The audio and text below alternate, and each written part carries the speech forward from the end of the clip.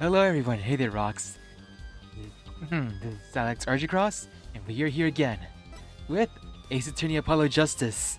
This should be the finale. Hey there. Oh, those emotes. Dabs? Dabs emotes. We made so many. Oh, see here? Let's make sure I got YouTube chat ready enough. Right, how's the sound and everything like that?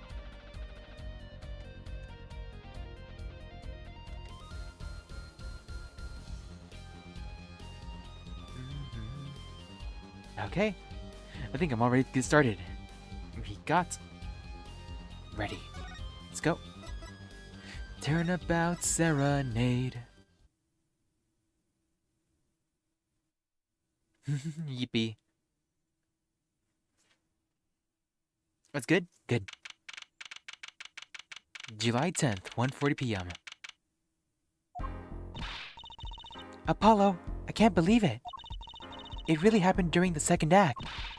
And right in the middle of Lammermoor's performance. The reason why she was in that air vent, and that switch, and the flaming guitar. When you link it all together, that's what you end up with. Oh yeah, that botch tricks. Rich Twitch? Oh, yeah, that looks like a little bot thing. I knew you had what it took. Who said that? Ace! Haven't seen him like in 2 days. Ah, Daddy! Mr. Wright, you believed in me? Not really. Huh? I just thought that it'd make a cooler entrance than, say, hiya. Why do I even bother hoping? Where have you been lately, Daddy? You haven't been coming to the office at all. Sorry about that. Trucy, I'm on a secret mission. Secret? You mean like you're undercover? Like Mr. Latouche, only shorter and not as well dressed. Oh no, what if you're shot too, Daddy? Why would I do a thing like that to you? Anyway, I'm off for a while again. Huh? You're leaving? Oh, one more thing before I go. What? Good luck. Thanks. Break a leg too. With you. Right. What is he up to? It's all connecting, but I wonder why he's on a secret mission. Is that all you came to say? I think you have things pretty much under control. You'll get Maki to buy off the hook, no doubt. Yeah, but you're after that detective, aren't you? Darian Crescent. It won't be easy proving he did it. Especially not under the current court system. The current court system? What did Prosecutor Gavin say during that trial? Your case is based on one fragile assumption. Namely, that our diva divine is telling the truth. But what about all that proof? The brooch and the switch? A piece of jewelry, and a lyric blunder. There are plenty of other ways to explain these things. The flaming guitar too. All because you lack definitive proof of their connecting to the case. But if the sultry songstress is lying, your case melts like butter in a frying pan, leaving behind the faintly singed sense of failure. So what do I do? Like I said, good luck. He's just telling me to wing it. And be aware that it will be impossible to prove his guilt by conventional methods. Are you telling me to cheat? Are you telling me to cheat? That's not good. Oh, that reminds me. I have something to give you from our detective friend. Detective Sky? Emma? Let's see. This bag of snacks here was meant for me. Ah, here it is. What are those, Daddy? They don't look like very good snacking material. They were found at the scene. Analysis of the fragments revealed traces of gunpowder. Gunpowder? Probably a firecracker or something similar, like the ones kids are into these days. Oh no, indeed. These fragments were found under the sofa at the scene of the crime, actually. Under the sofa? What? Hey, Apollo! That's where we found that little device thingy. Right, this. Well, finally some evidence that makes sense. Burnt fragments. Found at the crime scene, bearing gunpowder residue. Possibly a firecracker? That's all from me, I suppose. See you after the verdict. Maybe. Right. Every man has an igniter inside him. Excuse me? Find Darian Croissant's igniter and set it off. Oh, you want to provoke him. Bait him, I see. If he has a short fuse, we make him angry. And he walked out the door, just like that. Just like a magician, normally. What does he want us to do? No conventional methods? What does that mean? I guess we just have to take his advice and hope it makes sense when the time comes. They got the American gun. American gun? The firecracker? We're almost at the finish line. Hang in there, Choosy. July 10th, 1:55 p.m. Court room number 3. Ooh, I can't wait to voice Darian. Let's give him like a East Side accent. Court is now back in session. Prosecutor Gavin, where is Detective Croissant? In the witness lounge, ready to be called at any time. Very well. Might I add, I don't believe any of this. Darian was the first detective I've ever worked with. We stopped working together when he moved to the Criminal Affairs Division 3. But his guitar playing, it fires my imagination. That's nice, but it has nothing to do with the matter at hand. Correct? Oh, I know, her forehead. Very well. Call the final witness to the stand. Detective Darian Croissant. Here he is. Name and occupation, please. Darian Croissant, Detective, Criminal Affairs Division 3. That's the International Affairs Division, for those of you who don't know. And I'm a guitarist for the Gavinas. Maybe you've heard of us. Do you fully understand the circumstances under which you stand before us today? Yeah, I understand, Your Honor. What I don't understand is how you let this happen, partner. I think I have to dial it back a bit. You gave me your word. I wouldn't be standing here. The situation's changed, Darian. And don't call me partner. So much for old friends. I see what you're doing, Darian. You're pressing the prosecution. Your Honor, if we could begin the trial. I'm sorry. Yes, it's high time we did. Let's hear your testimony. The hair, the pompadour? It's so stylish, it's like Josuke. But it also kind of looks like a bullet. In fact, you have anything to say about it? Oh, I got plenty to say. Lying must be a national pastime in Virginia. And wherever you're from, Mr. Justice, ha! Conventional methods are out of the window, huh? Here goes nothing. I gotta make him angry. He looks like an angry person. The diva's lying, plain and simple. She's got nothing to back up her story. In the first place, she never heard my voice. She forgot the words because she heard gunshots, as if. Didn't Detective Emma Sky hear those gunshots during the third set anyway? The shooting took place when I was on stage, man. So you claim Lemore's testimony was a lie? Hey, don't get me wrong. I dig what she was doing, trying to protect the kid. And she's got the courtroom eating vague statements out of her hand just because she's blind. You go too far, Darian. Look, all I'm saying is I got a reliable witness. Why not listen to the detective? Detective Sky? I see. Mr. Justice, you may begin the cross-examination. He didn't waste any time finding out our weak spot. He is a detective after all. You know, if he's a murderer and a detective, he's just like a Dachi. I can't do this with Lemore's testimony alone. I'll have to find some other way to prove when the shooting took place. Oh, I can't wait when he breaks down and gets angry. It's gonna go wild. The diva's lying, plain and simple. She's got nothing to back up her story. That's not true. Wait. We have to prove that the scene was taking place during the second set. In the first place, she never heard my voice. That's interesting. I can think I've proved this right now. Hold it. You never talked to her, even though you were playing in the same concert? Not a word, as far as I can recall. But weren't there planning sessions or something? Gavin took care of all that himself. Darian wasn't involved in any of the meetings with her. Ugh. As if you can just go around remembering everyone's voice like that anyway. Only an idiot would believe that. Lemonware's hearing is very sensitive. She could remember him if she heard him. I'm sure of it. I just can't prove it. And I need proof.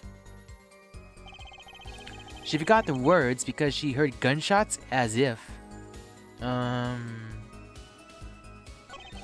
Didn't Detective Emma Sky hear those gunshots during the third set anyway? It was the firecrackers. Actually, I was there too. So I hear. Which means you heard them too, right? The gunshots. Yes, we heard gunshots. Neither I nor Emma actually saw the shooting, mind you. I guess you and Lemonware got the same excuse then. We know one thing for certain here. There were gunshots-like sounds that emanated from that room during the third set. What we must determine is whether those sounds were actually gunshots. Maki heard them too. Remember when he said he ran for the air deck when he heard them? Look, you like Darian because he looks like a mountain. His hair is so wild. I also kind of like when he leans in and stares at you because he's serious. Like this, look at him. He looks so edgy like this. The shooting took place when I was on stage, man. He's pretty eager to paint Lemonware as a liar, isn't he? Yeah, because her testimony is basically our entire case. This is tough. What should we do? I got a few ideas. I just need to find another way to prove it didn't happen when he says it did. Got nothing to back up her story. What could it be?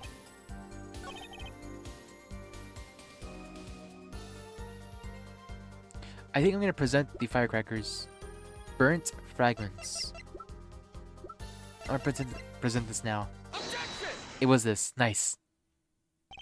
Some things were found at the crime scene after yesterday's trial. What things? The first was this small device. That's the remote-triggered igniter. But the thing is that he wasn't on stage, I think. If we believe her case, her testimony, the murder took place in the second set, which he was gone. He was not on stage, so he could do it. That's what we gotta prove. Correct, and one more thing. What are those? The remains of something burnt? Not another guitar, I hope. Traces of gunpowder were found on these fragments. We have a report that it was something like a firecracker. How did Gavin know about this? What? You think Detective Sky works for you? I received the report this morning, before coming here. That's when I made my decision, actually. What decision is this, Prosecutor Gavin? I registered Darian as a witness in today's trial. Just in case. Oh, he's like, just in case he tried to run. You ain't getting away, Darian. This raises another possibility. Those gunshot-like sounds during the third set could have been two firecrackers rigged to go off by remote control. You got an active imagination, don't you? But you shouldn't say every little thing you think. Your explanation there seems to be a little too convenient to me. How so? So, you're saying these firecrackers just happened to go off? Right when two witnesses came walking by? That's right. Darian was out on stage when it happened, Apollo. How would he know someone was backstage right then? If a firecracker goes off in the forest and there's no one to hear, you get my drift? Why go through the trouble, man? Hey, this murder is incredibly premeditated. It makes perfect sense. You know how premeditated this is? Incredibly. He may not look it, but Darian is a gifted detective. Show any weakness and he's sure to find it. He may not look it, partner? Gee, thanks, man. Hair wiggle? That reminds me. I happened to pass through that very hallway several times that day myself. And I saw something odd. There just before the third set. Something odd? A headset. The kind all of the band and staff members were wearing. That's right. We picked this up in the front of the door to that dressing room. What if that headset wasn't dropped, but placed? And what if it was turned on? You could hear what was going on in that hallway. Even if you were out on stage. Oh, thanks for the help. Feh. Whose side are you on, Gavin? Listen to me, Darian. There are no sides in the court of law. Which is why I now turn to you, Air Forehead. I've got a question for you. Huh? For me? The igniter and the burnt fragments that were found at the scene of the crime. It's certainly a possibility that they were part of a ruse to fake the sounds of gunshots. Throw the headset from the hallway into the mix, and you could fabricate an alibi. But we're still no closer to proving anything. Those gunshots might have been real, or fake. We can't say. You've raised the possibility that the shots heard during the third set were faked. Now you need to prove the other half of the case. The other half. Look, I'll just tell him. He wants you to prove that the thing went down in the second act, while our little piano player was on stage. That right, Gavin? Indeed. If you can't prove that, then to continue this cross-examination would be pointless. Well then, Mr. Justice, can you prove that the crime took place during the second set? Yeah, I think. You better know, Apollo. Otherwise, we're through. It can be proven. You make it sound like someone else is gonna come along and do it for you. Let's continue with the cross-examination then, shall we? Witness, your testimony if you would. This isn't gonna be easy. I need some decisive proof and fast. You ready, kid? 'Cause I am. The shooting took place during the second set. If you're so sure, let's see your proof. Let me press him first. But the gunshots were heard during the third set could have been... What? Some kind of setup? I heard that one before. We need proof, Apollo. We need to prove that the shooting took place during the second set. Well, if you know how to do that, I'm all ears. Maybe the gunshots are all the key after all. What do you mean? Wait. Well, Larimore said she heard them, right? Right in the middle of her illusion when she was above the ceiling. When she forgot the words of the song, yeah. If you can prove the gun was shot right when she missed those lyrics, we're home free, I think. True. Not easy, but true. Someone to prove that? I think it's the pendant. Let's look at through their evidence. Maybe there's something there. Hey, aren't you supposed to be cross-examining me?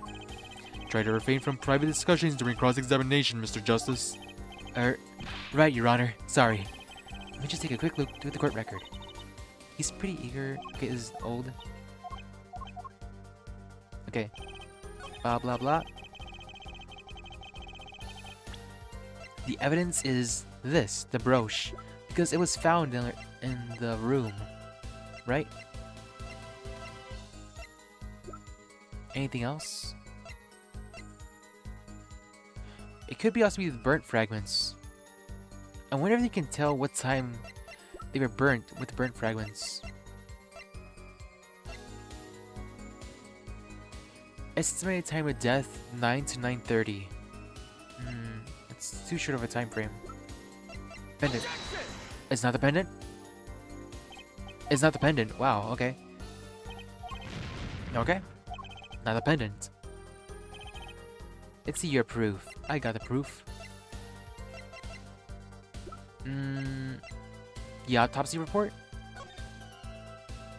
Between 9 p.m. and 9:30 p.m. Cause of death? Blood loss. Because if he was shot, it has to be this. No?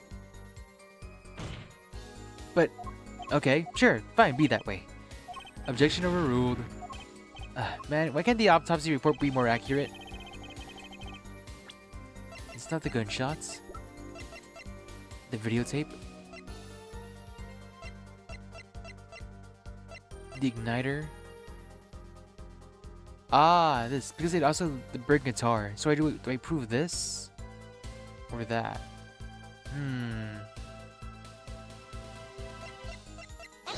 It's not this either. But they're the same igniter. Ah, fudge. Okay. Okay, what is it? What is it? What is it? Oops.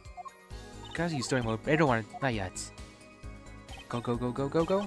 Ah, goddamn, I'm so freaking hasty. Gotta calm down. Just calm down. The evidence is already here. I just have to prove it.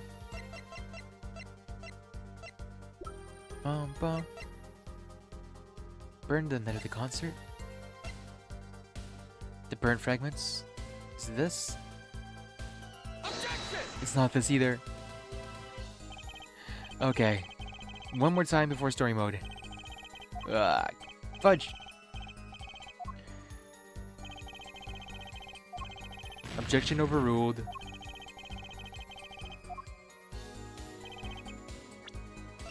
What could it be? It's not the videotape. The shooting took place during the second set. If you're so sure, let's see your proof.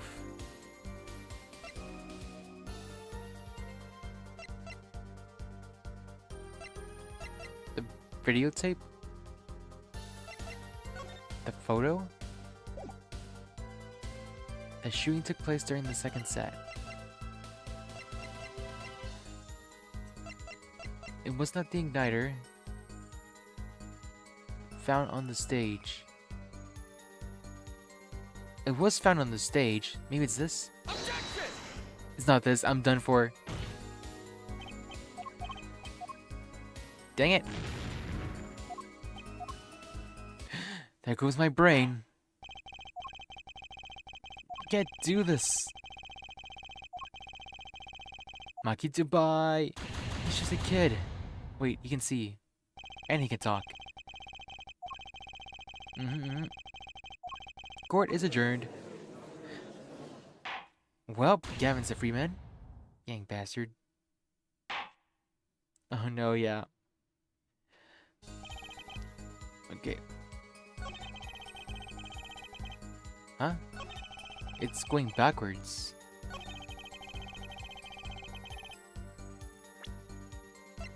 She's got nothing to back up her story? What is it? The music? It seems there was clear proof left behind. Right here in Lemuror's song. Huh? I'm at a loss. Her song? What exactly is this, device thingy? A new variety of gramophone or something? Come on, we just use this. Don't get me started on the gramophone. This device was used to record the performance part by part. You move the sliders to adjust the volume. Each instrument is adjustable separately, Lemuror's voice included. Oh, but what does this prove? According to Lemuror's testimony, at the moment of the shooting, she forgot the words to the song. Ah, you intend to examine the recording at that moment, yeah? We might even hear those gunshots. Exactly. Oh, I see. Yeah, ridiculous. He's getting nervous. How are you supposed to hear gunshots back in the dressing room and on stage? Have you forgotten, Darian? We were all wearing these headsets. Oh. We were all deeply involved in our performance. But Lemuror's headset would have picked up what she heard at the time. Oh. Then let's get to analyzing the recording. Right now. Lemuror stopped singing when she heard those shots fired. Find that spot and I'll find the gunshots. I didn't even know there was like a second song, the guitar serenade, as evidence. Okay, play to play.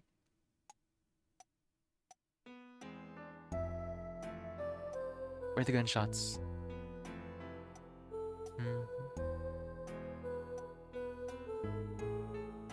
I think let's skip forward.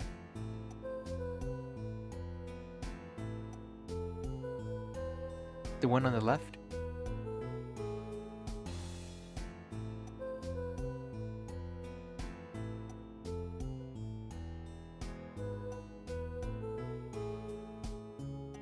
Which one's the singing?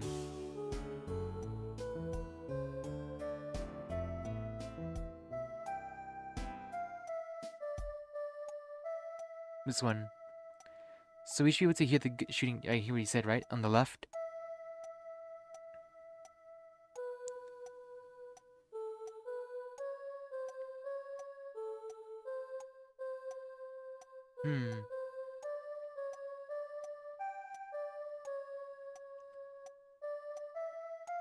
You should need to hear the gunshot. But it's already passed, so let's go back.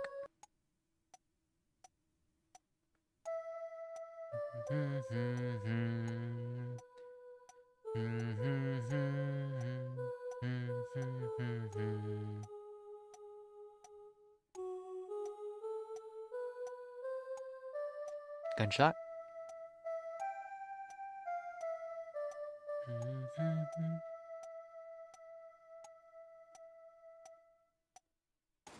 There it is. Right at the beginning of the second set. Your Honor, listen closely to this part. This is the track with Lemuel's vocals. When you stole away the keys, my heart held on to so tight.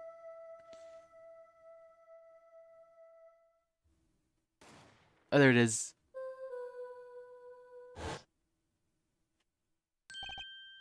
I did hear something. Faintly there, yes. Why, it sounded like a gunshot. What? This has to be some kind of mistake. Look at his hair. I believe a case has been made. Gunshots were heard during the second set, which means Lemuel's testimony was true. Grr. Order? Order? So, she was telling the truth about what she heard? It was the other man speaking, not Mr. Latouche. Well, what did she say? It's over. Press the switch now.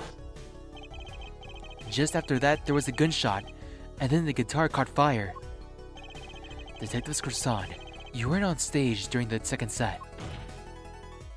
You could have done it. But why did we only hear one gunshot on the recording? Weren't there 2 bullets fired from this weapon? Lemuel was moving through the air vent, Your Honor. She must have been close enough to hear for her mic to catch the first gunshot. But then, as she passed over... Oh, the other one. The gun fired again, and Mr. Latouche's life was taken. Well, Detective Croissant? Once again I am reminded of something. Our performance that day. Your performance? Seeing the mixing board jogged my memory. You were there too, Air Forehead. What is it with today? Problem after problem? Achoo. My hog won't start, my guitar case is busted. My guitar's been burnt to a crisp, and to top it all off, someone's dead. And then, there was this performance just now. What was that all about? This part is off. Which is that? Huh? Second guitar. It was you, Darian. I thought it strange at the time. How could you miss such a simple cue? I know you, and I know how you play. You're better than that. Yeah, well, You what? Prosecutor Gavin, what are you getting at? His arm was like, his hand was injured because it's a .45 caliber gun. I'm talking about the murder weapon, Mr. Latouche's .45 caliber hand cannon. As we have learned, even the shooter doesn't go unscared. With a revolver that size, the kickback is enough to dislocate your shoulder, if you're an amateur. Wait, you mean his playing was affected because he hurt himself shooting that revolver? You're forgetting something. Yes, Detective Croissant? I'm a trained police officer. You know, I had firearms training, plenty of it. I'm no amateur. The standard sidearm issued to police officers is a .38 caliber weapon. A much tamer beast. Also, the murder weapon belonged to the victim, Mr. Latouche, which suggests there was a struggle between the killer and the victim. So, the killer might have not been holding the revolver correctly when he fired. Is that what you mean? The thought had occurred to me, yes. You're in hot water now. Well, does the witness have anything to say to this? Detective Croissant. What I want to ask is, what is Mr. Sleeves rolled up ready for action has to say? Hey you, attorney. Me? Exactly which piece of evidence is decisive again? You got a little nose on that tape that could be anything. And you have an alleged guitar cue missed during the .45 caliber kickback. I weep for this case, Gavin. I really do. You can line up your little weak pieces of evidence all you want. I didn't shoot that manager. And that's obvious to truth. Get some water.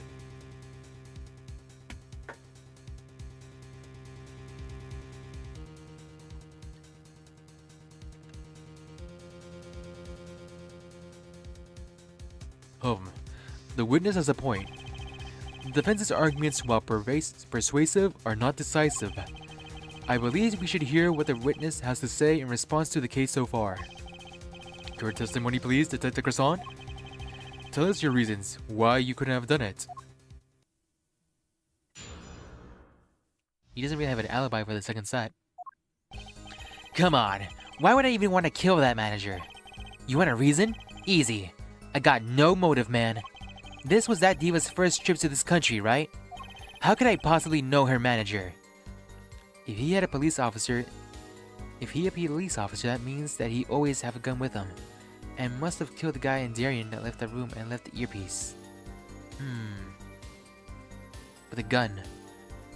He always has a gun with him, and must have killed the guy in Darien. That's the earpiece. Yeah, because he was in the second set, he could have easily left. If I didn't know, why would I want to kill him? A simple reason indeed. Prosecutor Gavin, is it the case that Mr. Latouche had not been to the country before? According to our records, yes, not even once. I see. Very well. Mr. Justice, you may begin your cross-examination. Great, now you gotta find a motive. We'll find that motive. It has to be that little egg thing we have. Why would I want to kill that manager?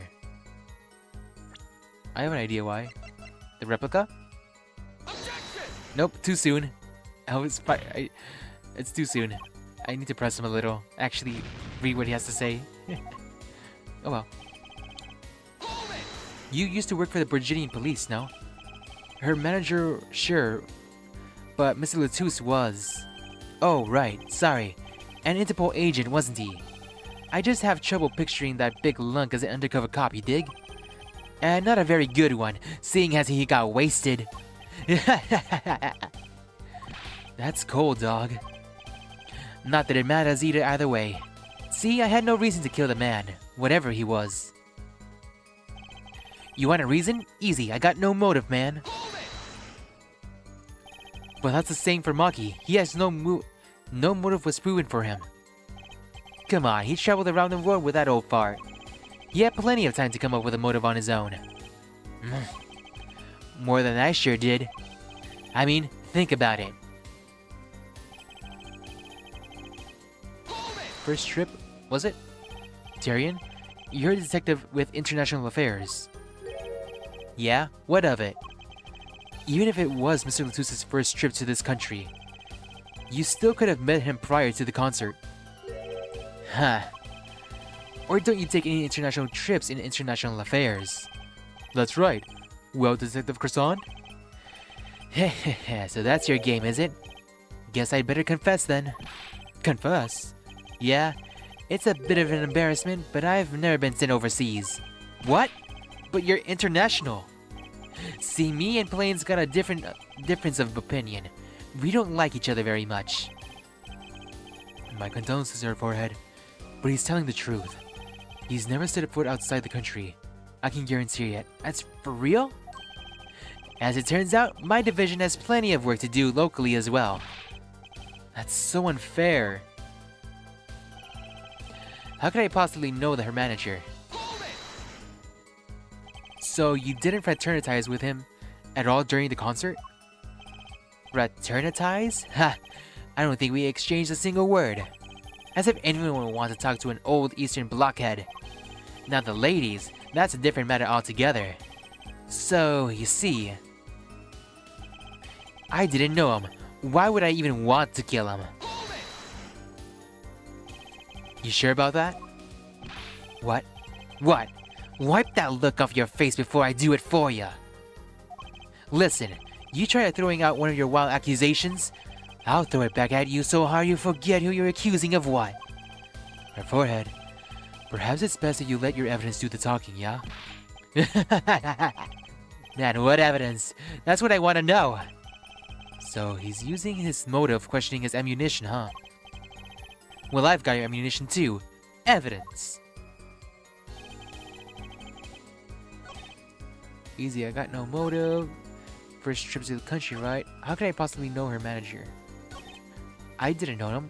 Why would I want to kill him? What evidence do I have? It's not this. Disease strikes closer to home than ever before. Prosecutor Gavin's guitar? Nope. It's this replica. Wait, I can inspect it?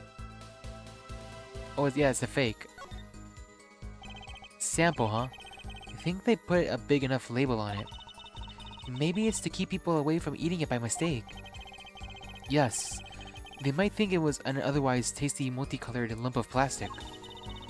Maybe it's the manufacturer, Sample Toys, when you can't afford the real thing.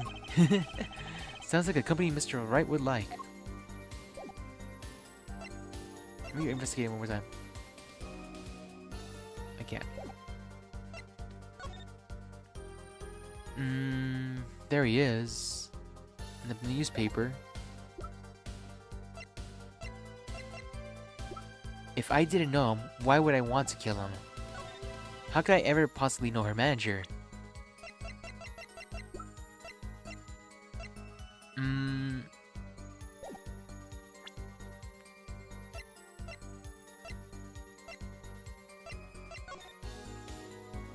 Let's see, what could it be? How could I possibly know her manager? The replica of a cocoon from which a remedy for anxieties may be extracted. The postcard.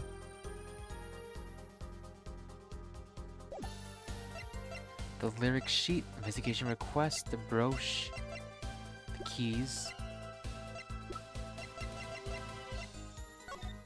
the ballad.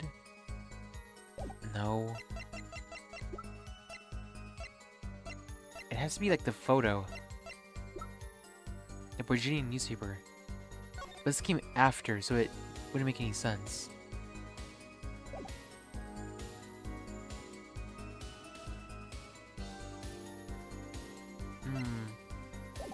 How could I possibly know her manager? This was the diva's first trip to the country, right? You want a reason? Easy, I got no motive, man. If I didn't know him, why would I want to kill him?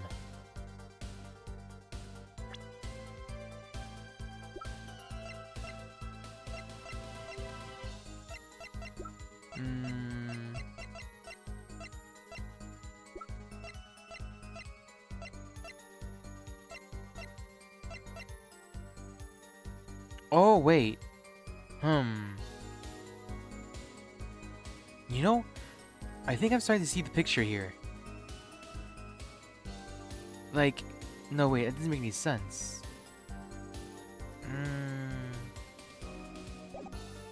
Because I was starting to think, what if Darian was defending himself? But that doesn't make any sense either. Because somebody still had to press the switch. It was obviously him. Okay, the replica. I got no motive. What about this eggshell thingy? Objection! It is this. Your Honor, take a look at this. What's that? Looks like candy. It's not. Don't lick it, please. Detective Croissant, ever seen this? Looks like a piece of candy. What it is evidence. Don't lick it before you try it. Specifically, this is a replica of a cocoon. It was found among the victim's belongings. A cocoon? Never seen one like that color. It's a variety only found in the Republic of Virginia. Nowhere else. Alright. But what is this cocoon replica doing in my courtroom? Surely this has nothing to do with the motive for killing Mr. Latouche, does it? It does. Wait, I think it does? You don't sound so confident, man.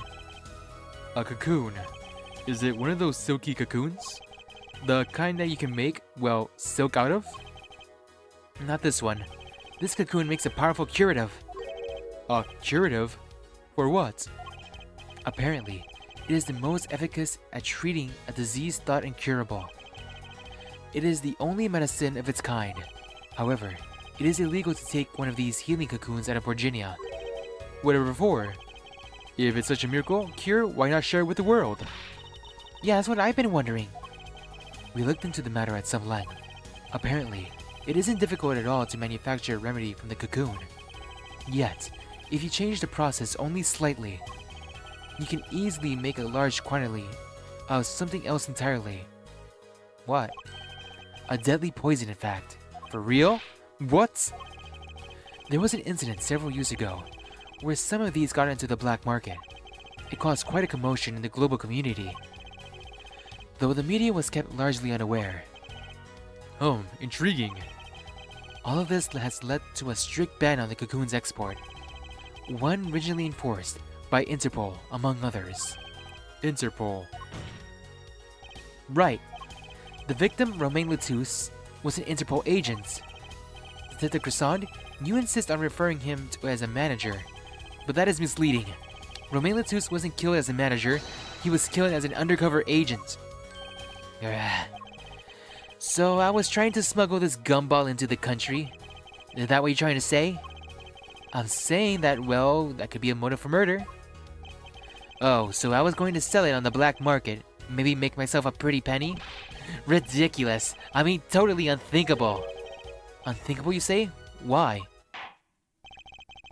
Perhaps it's time for another testimony about the smuggling of cocoons business.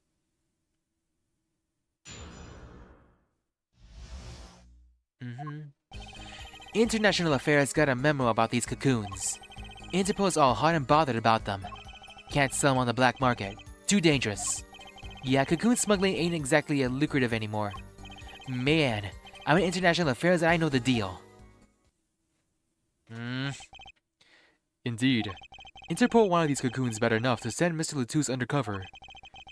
You kids think up the craziest things. Man, no way am I going to risk life and limb just to get my hands on some dirty cocoon money. Not the most noble of statements, but duly noted. According to reports, these cocoons topped Interpol's list. Selling them to an underground organization would be risky. Very well. You may begin the cross-examination. This is the only motive I've got. He was up to something, and I'm gonna find out what.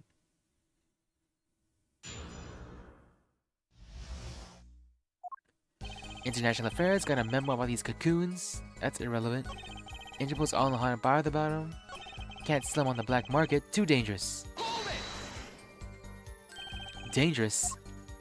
Yeah, Interpol finds you, they arrest you on the spot. Or another marketeer might think you're part of a sting and take you out himself. Times have changed.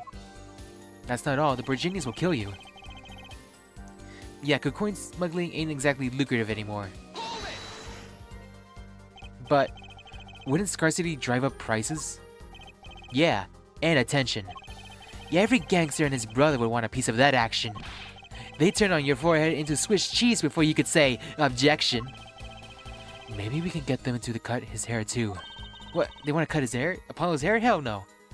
Who was on trial here again? Man, you so obviously know nothing about the market. And that's a bad thing? Don't even try to mess with me about this stuff. He knows a lot. Man, I'm in International Affairs, I know the deal. Do you now?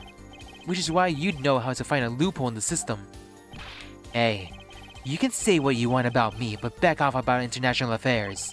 There ain't no loopholes, okay? What do you think we are, Boy Scouts? That wasn't what I was trying to say, Down, Darien, it's as you say. There are no loopholes, at least in the cases of these cocoons. International Affairs, Interpol, and Virginian Customs are all watching. See, we know what we're doing. Not like some yipping little doggies that love every word that Diva says.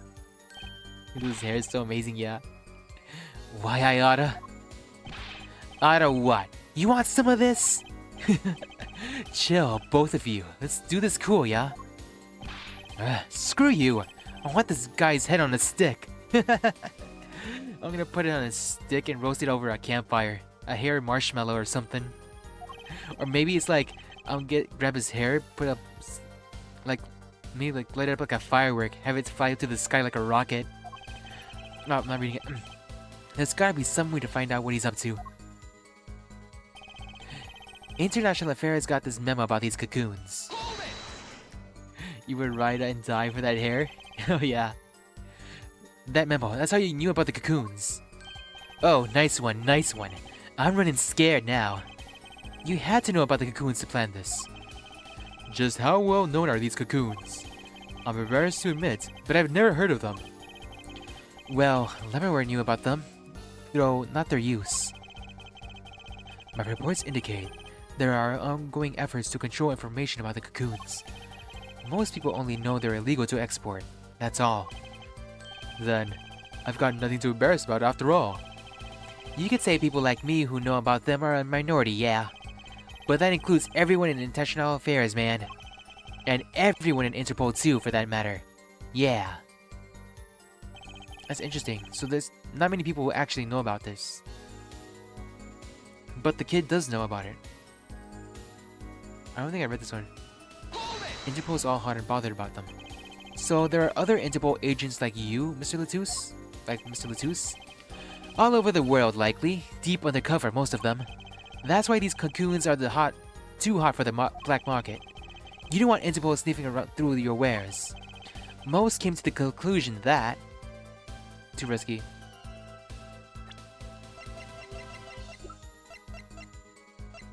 I wonder what the piece of evidence is.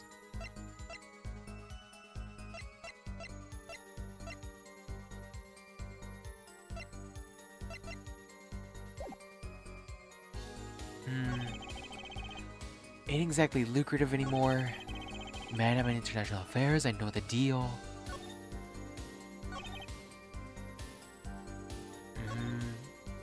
What's it? It's gotta be something. Can't sell on the black market, too dangerous. I know why it's too dangerous. They also kill you. Okay, so out of all the things I could present, the only thing that I can actually present is the thing itself again. But where do I present it? Too dangerous. And the reason for that is this. Come on, work! Objection! It's not working. Okay. Can't sell on the black market, too dangerous. The cocoon slugging ain't exactly lucrative anymore.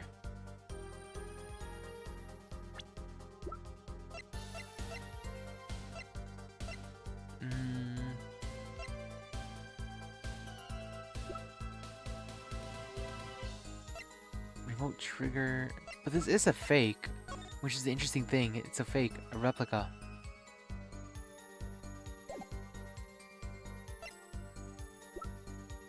It has to be that. Unless it's something else that I don't know. But wait. He was carrying a revolver.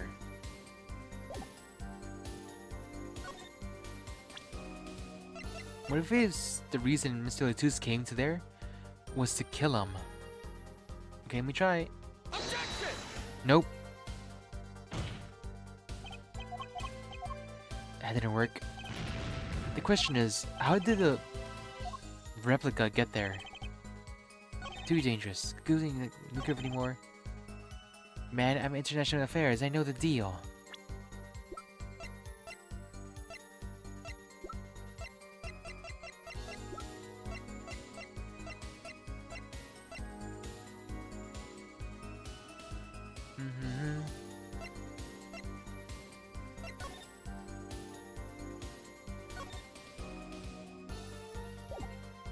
What is it?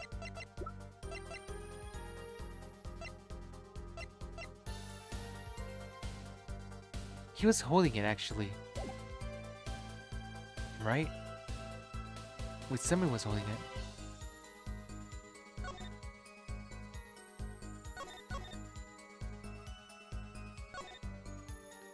Got a memo about these cocoons. Interpol's all hot and bothered about them. Can't sell on the black market, too dangerous.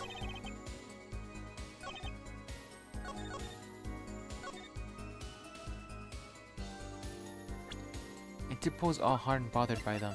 Then why did he have one? Objection! Nope. One more time. I think it has to be because... What is a contradiction? I got a memo about these cocoons.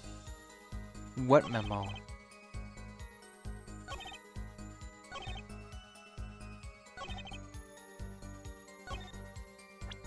Oh, I know what it is. Cocoon smuggling ain't exactly lucrative anymore. That's a lie. Objection! It's literally a miracle cure. Why not choose a less obvious buyer then? I would. How clueless are ya? Everyone in the market's dangerous. The second they find out I was a cop, I could kiss my keister goodbye. Why sell to a black market buyer? How about someone like this? That article. That's about the Chief Justice's. A deadly poison can be extracted from the cocoon. But so can a cure. And not a cure for just any disease. A cure for incuritis. Incuritis? I've heard of that somewhere. You went to visit the victim of this disease this morning. Why? That's the disease that the Chief Justice's son has. You aren't saying... Our witness is a detective. He would have contact with the Chief Justice. You're saying... The Chief Justice would never deal with contraband. Not even to save his own son's life? But even if the deal went through, why'd it be an international scandal? That's Detective Krassan's insurance. If word ever got out, the one with his neck would be on the Chief Justice. Oh, this is going too fast. So, you smuggled one for the Chief Justice, eh? Detective Krassan, is this true? First I'm a murderer, now I'm a smuggler. How many crimes are you trying to pin on me anyway? Distasteful as it is to think about, if the Chief Justice were the buyer, why, a seller couldn't hope for a better deal. A very cowardly seller. Don't let sleeves over there trick you. So I made a deal with the Chief Justice? Where's your proof? Well... Oh yeah, and you're forgetting one important other thing. Do tell. Interpol isn't the only one out there watching this. Virginian Customs barely sleeps. They're so worried about the cocoons getting out. So we were informed. Let's continue with the cross-examination. Virginia Customs is very thorough. Everything gets checked. Just how strict is this customs check? Way strict. They keep planes on the ground for hours. I do recall it being a bit extreme. They were even confiscating gumdrops and marshmallows. Yes, it would be hard to get to distinguish them. That's right. Gavin was in Virginia, wasn't he? I remember setting off the metal detector several times. I had to practically strip naked to walk through. There's a travel trip for you, Gavin. Leave the bling at home, you glimmerous fop. Cocoon possession will get you arrested on the spot, and then sentenced to death. That's extreme. That's pretty extreme. Virginia has this rep of an idyllic, laid-back place. Truth is, they're beyond hardcore with security. The Republic of Virginia is a peaceful and pleasant country. So this level of security shows us how truly concerned they are with these cocoons. That's the situation. Hey man, if there's a way to get these cocoons out of there, I'd sure like to know.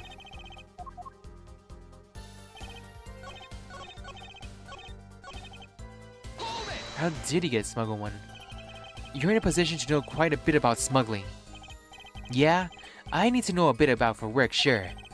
But we all get reports on the failed smuggling ops. Not exactly something you want to go copying. But if you want, I could tell a few of them. Maybe you'll succeed in getting rich. I would be interested in hearing. Purely from a legal perspective, of course. I weep for our judicial system. The replica has to be the key to this motive. There's gotta be a way to find out what he was up to. A memo about these cocoons. Well, I'm bothered by them. Very thorough, everything is checked. Cocoon possession will get you arrested on the spot, and then sentenced to death. Hey man, if there was a way to get cocoons out there, I'd sure like to know.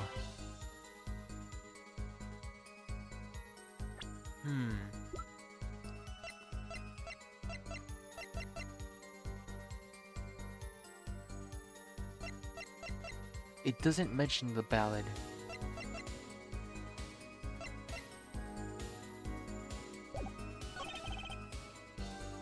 Then sentenced to death. Hey man, if there's a way to get cocoons out there, I'd like you to know.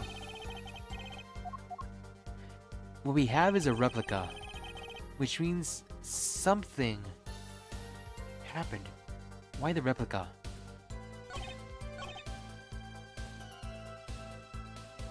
Everything and everyone gets checked.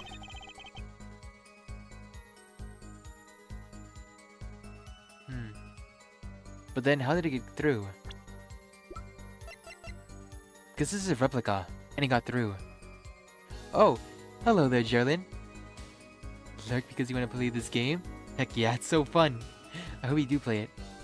Okay, I think it might be this, because it's a replica. Objection! It's not. Oh, fudge. Oh no. And my life is gone. I'm a great lawyer. Did you know you have rights? You have rights, and I can protect them for you. I'm not a lawyer. Guilty.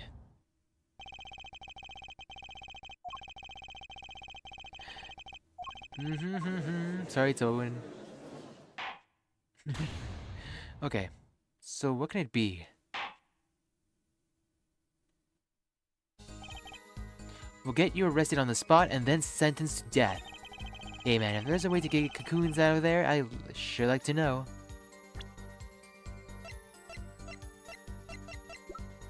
Oh! That's right! The guitar.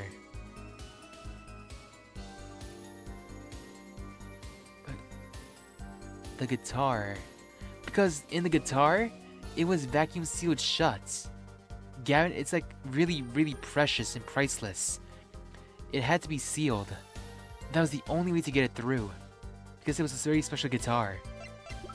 Okay. The guitar. Yes, it is! Actually, there is one way. What?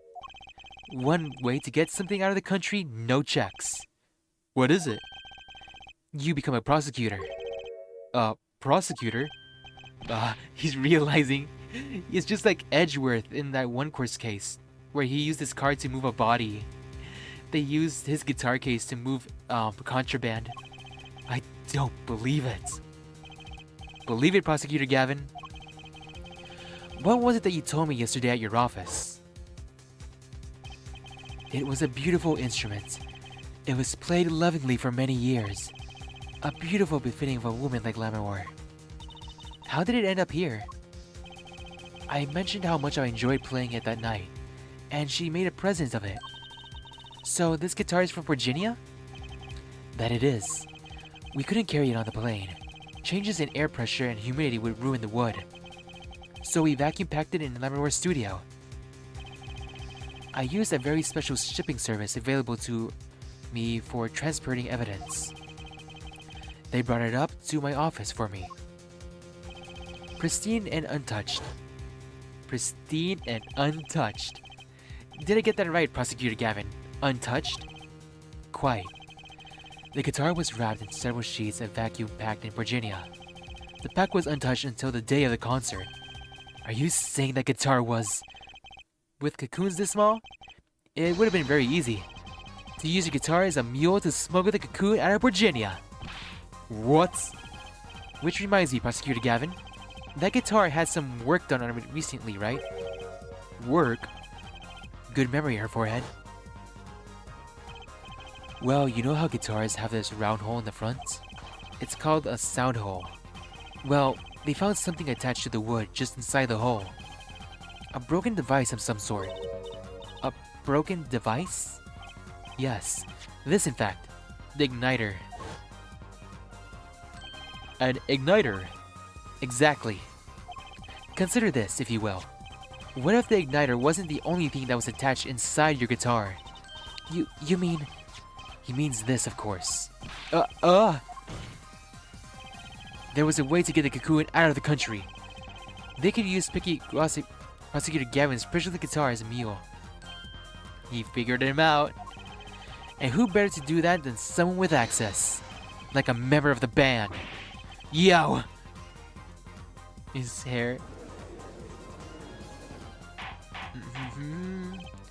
Order, order, order. So the igniter was placed in there for a clear reason, it seems. It was a safety precaution. A precaution? Her forehead.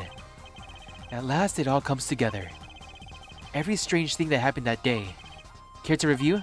Maestro of the gentle sounds of Lammermoor's ballad? First, my keys were stolen, a harmless misdemeanor, which forced me to break the lock on my guitar case. The key was stolen to retrieve the cocoon from the guitar. I see. But things didn't go so well. The smuggler wasn't counting on the guitar being wrapped. Only a member of the band could get near the case. His hair's like a yo-yo. That's so funny. Unwrapping the guitar would raise way too many questions. Then the concert began. Right about this time, a very large problem presented itself to the smuggler. What's that? Mr. Latouche. Mr. Latouche, an undercover agent, was onto something. He would have known about the guitar. He'd only have to check the shipping records. So, Mr. Latouche tried to examine the guitar himself. If the cocoon was confiscated, then the gig would be up.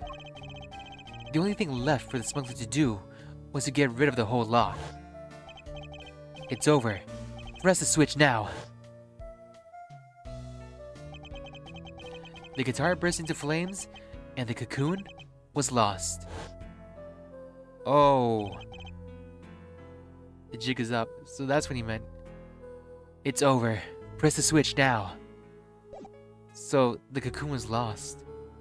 And then...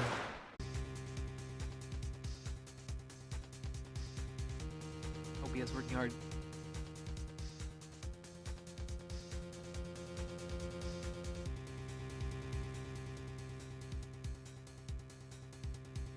Oh, we're back. Cool.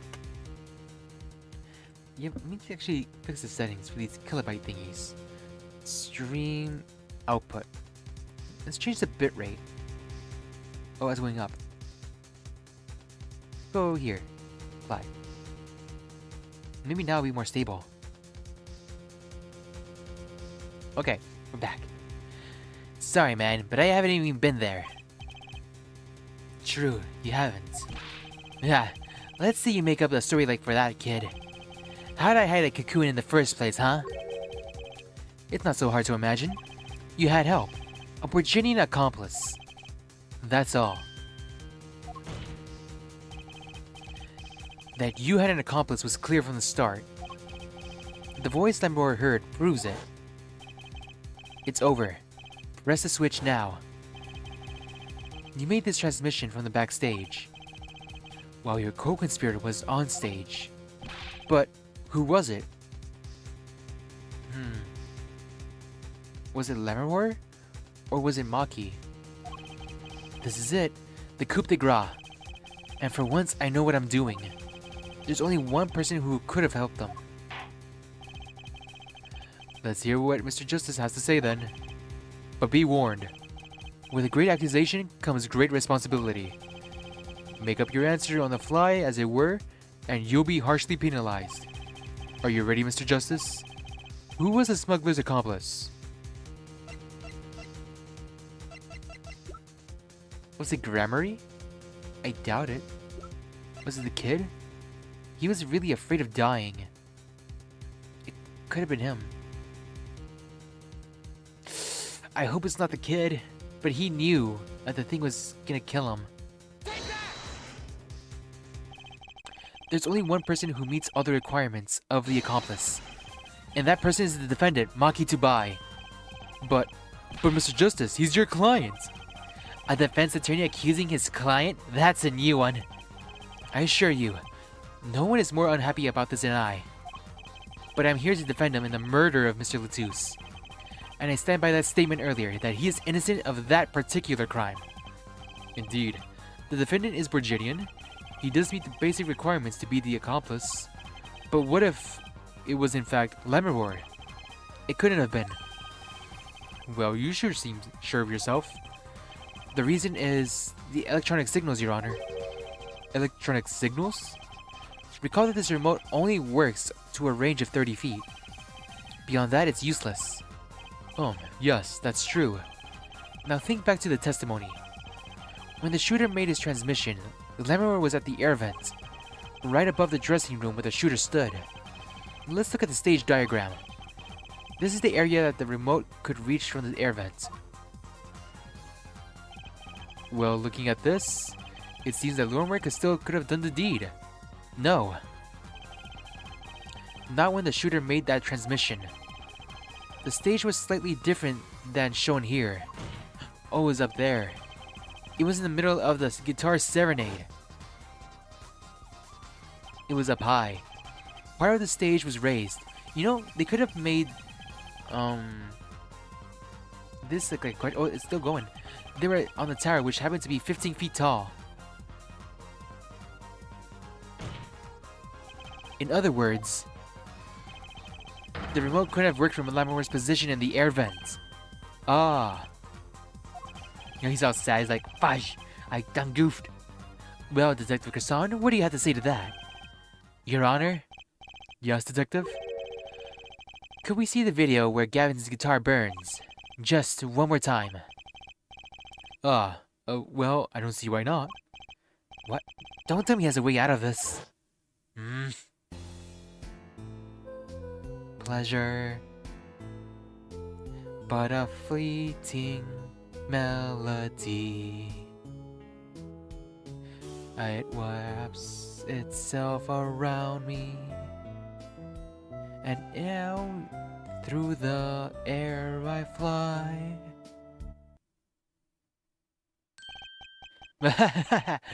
Too bad, so sad, punk. Punk? First you were sleeves, and then kid, and now punk. You're losing ranks fast, Apollo. What exactly are we supposed to see in this video? The problem isn't what we see, correct, Darian? Right, it's what you hear. We're musicians after all. Care to explain for us non-musicians? Sure thing, punk. Let me see your yarn straight first. You're saying I ordered the Wii piano to set off the igniter. That right? Yes? Well, in order to do that, you'd have to press a switch. Am I right? Oh no, he was playing... The question is, how did Maki play the switch? By doing it. Okay. Well, take another listen. Pay attention to the piano. Piano?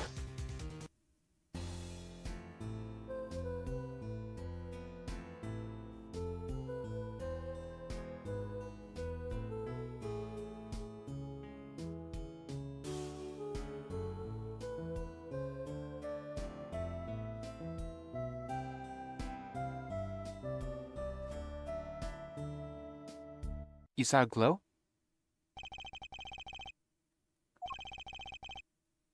You saw a glow? Oh, I didn't notice. Thanks for letting me know. And that's the problem, man. You still don't get it? Yeah. How is he supposed to hit that switch if he's playing?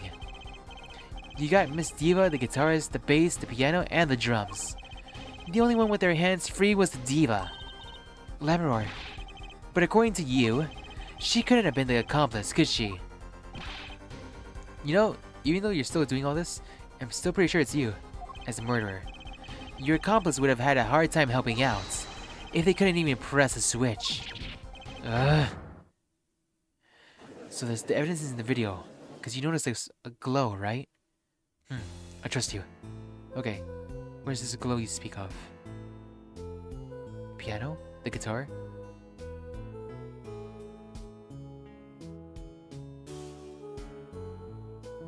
Ah, there it is. It was right there. The piano plays non-stop.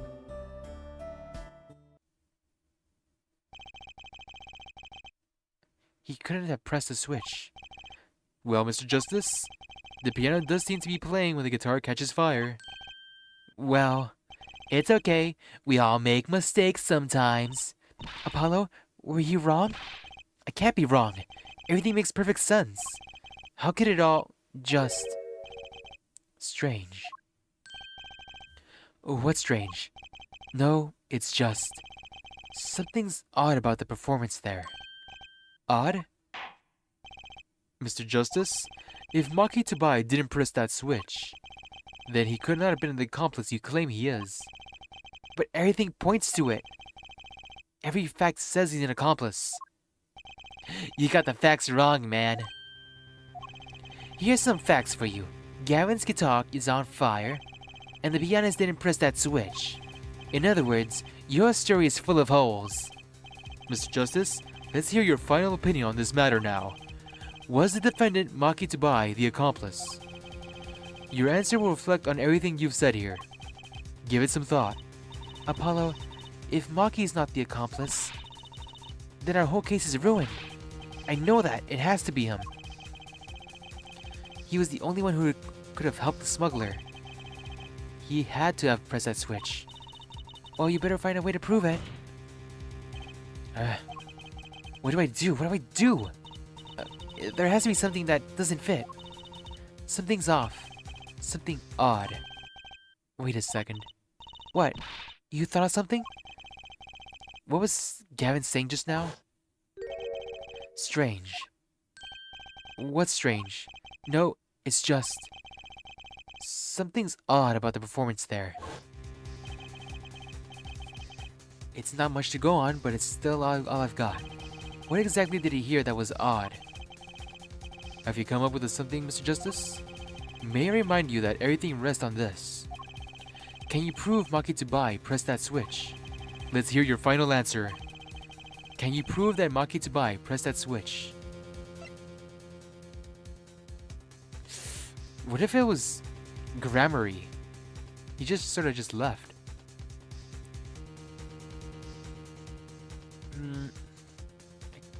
What if it was Grammary? I mean, I doubt I could prove it. Let me look at the court record.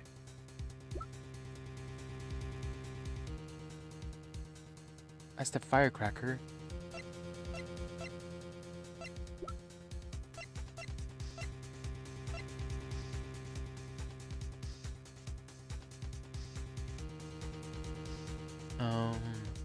What if it's an audio thing? Identical igniters in Gavin's guitar, and at the crime scene triggered by remote trigger.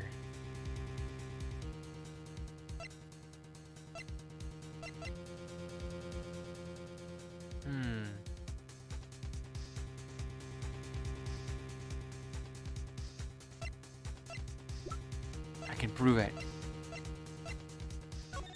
Let me investigate this guitar one more time. Nope, nothing.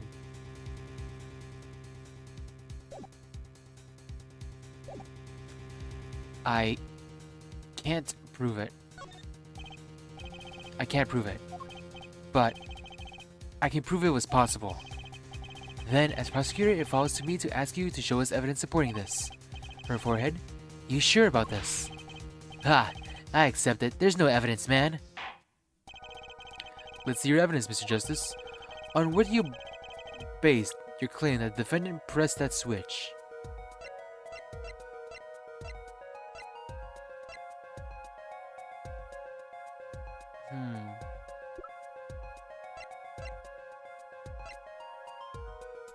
Victim shot in the shoulder of landlord's room. Witness.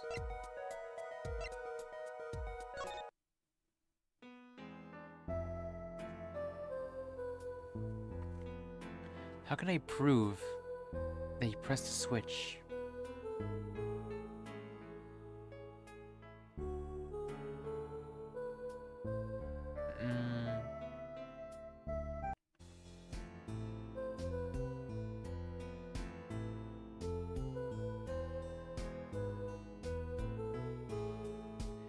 When did it happen?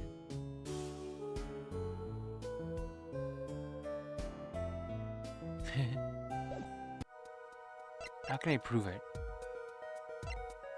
Let me examine this. Have I not examined it? This switch triggers an igniter. Too bad. I was hoping it was a bomb that would blow up the whole Colosseum. What the hell? Shusi, what are you saying? You're scaring me. If Emma hears you talking like this, she'll arrest you. And then she'll do all sorts of science tests. Like splitting your hairdo into 3 separate spikes. While she stands by, laughing and laughing in her high-pitched voice. I said she'd arrest you, not me. And she's not some kind of mad scientist. Did you just hear someone laughing? Huh? Someone's laughing?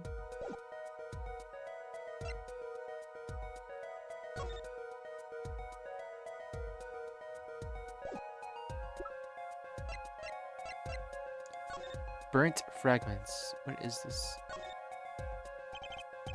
So you think this was some kind of firecracker? Yeah, or one of those noisemakers. Like you shoot off on New Year's. Do you know that in China they use firecrackers? Wait, do you know that in China they use firecrackers on New Year's to scare off evil? So it's the kind of the same thing. Really? I had no idea. Well, did you know this? It takes more than 500 peanuts to make one 12-ounce jar of peanut butter. That's a lot of peanut butter. Peanuts. At least my useless fact had something to do with the evidence.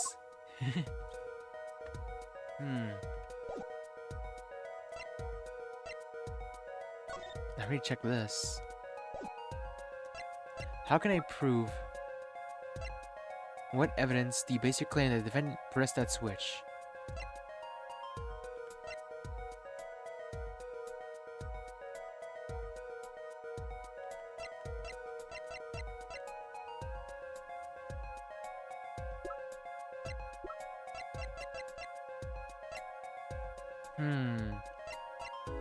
This remote trigger? I'm just gonna present it.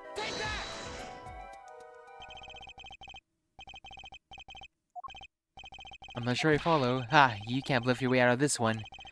Nor can you prove anyone that pressed that switch yet without evidence. Maybe I picked the wrong evidence? For every bluff, there was an equal and an opposite penalty. What did Gavin hear that was odd? That's the only hint I've got here. If Maki's hands are played up playing piano, perhaps you can show us evidence again. On what do you base your claim that the defendant pressed that switch? Maybe this? Let me play.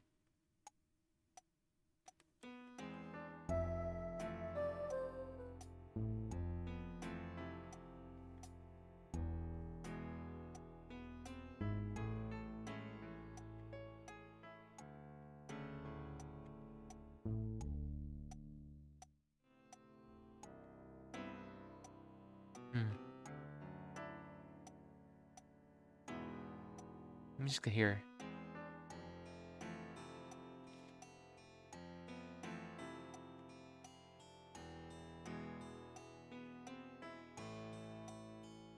I don't hear anything.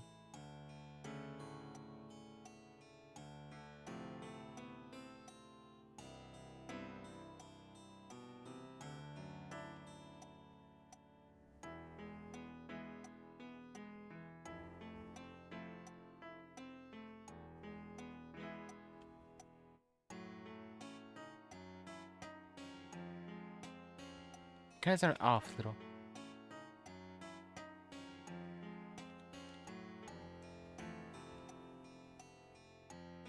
Maybe it's this recording? The mixing board?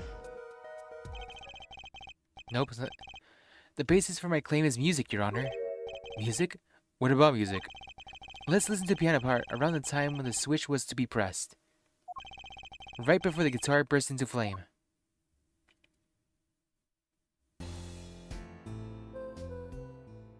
Yeah, he messed up the notes. You're right.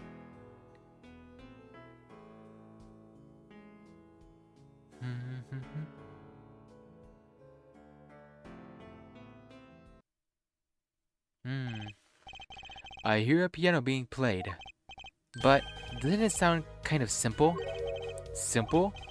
Ah, I think I know what he's suggesting. You think Maki could have played that part with one hand? One hand? He only needed one hand to press that switch. He could have played that piano with all the other hand. Yeah, so are you some kind of piano savant? Actually no. Then what do you know? You can't play a part like that with one hand. Maybe. I don't know what I'm talking about here. Wait, I know. Hey, Trucy. Yeah, you got something? Miss, you're right, your father, he's a pianist, could he? Oh, Daddy? He could play a part like that if he wanted, if he had 3 hands. So sorry, so sad for you.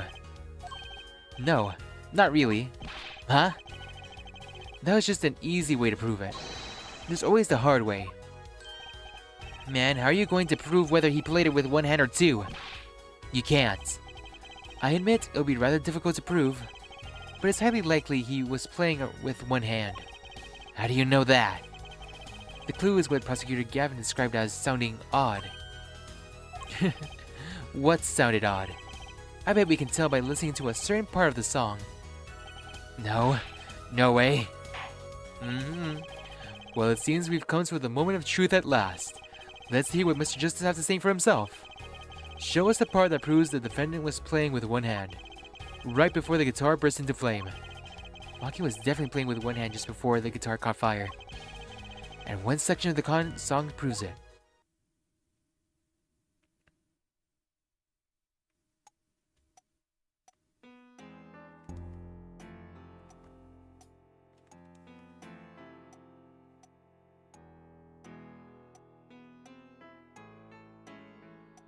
Resonance.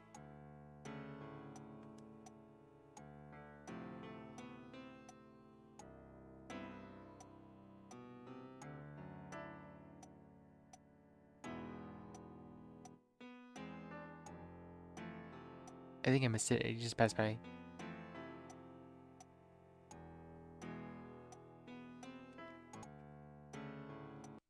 It's like right around here.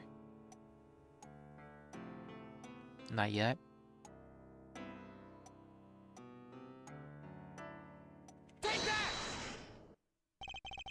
That's the section? I'm afraid I don't hear it. What's your point as an artist, Prosecutor Gavin? It's a beautiful song, and the lyrics are outstanding. I would take that to mean there wasn't a problem with the section at all. Really? Wait, so what was that odd thing that Gavin heard?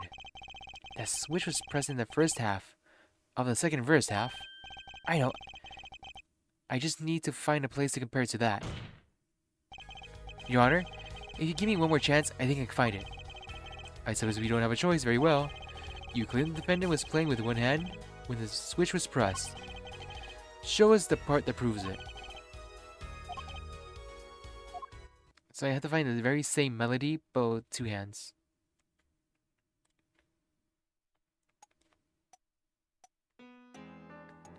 Dun dun dun.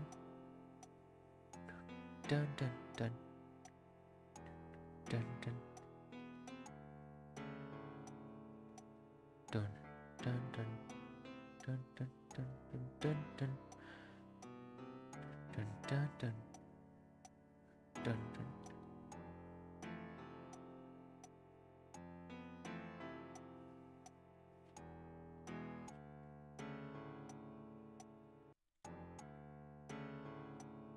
This is 2 and 4 the same.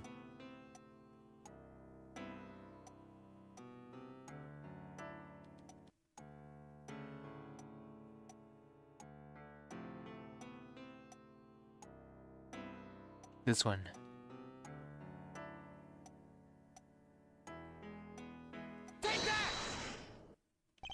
That's the section? I'm afraid I don't hear it. What? It's not it? Okay. Oh, well then.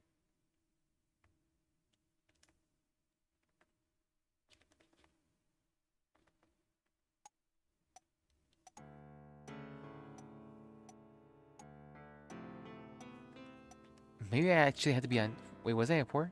I think I was, right? Oh, it's not. Odd.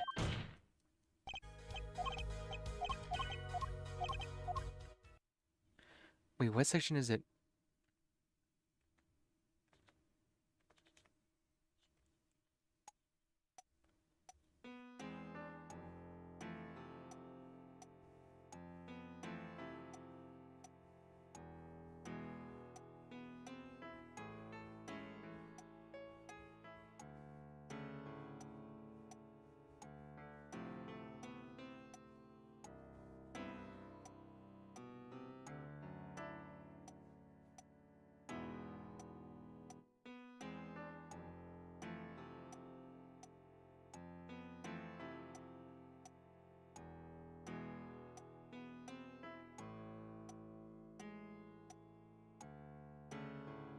Well, that's kind of weird. At the very end right there. Actually, that's even weirder.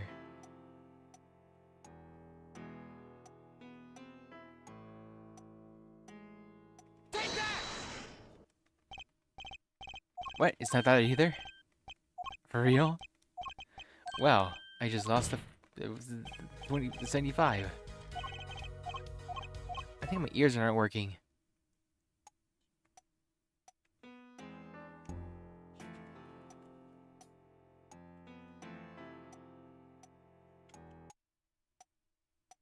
I used all of them already.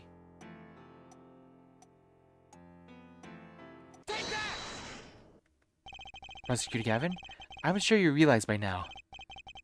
Just what was it that was sounded odd to you? I'm sure you realized it yourself, Earth Forehead. Realized what? I'll demonstrate. Let's listen to the part in question again, shall we? Pay attention to the butterfly melody phrase.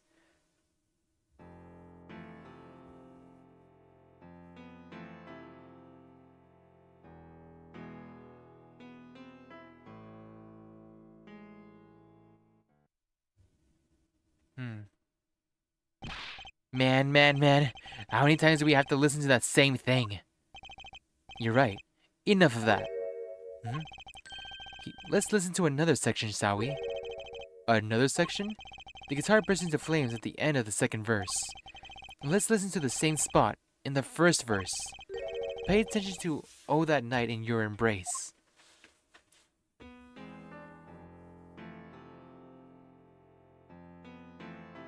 We can tell that's being played correctly.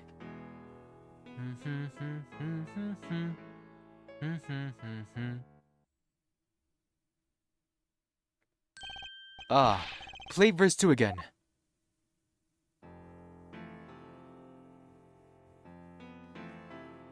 And right about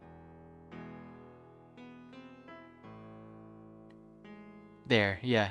Did you hear it?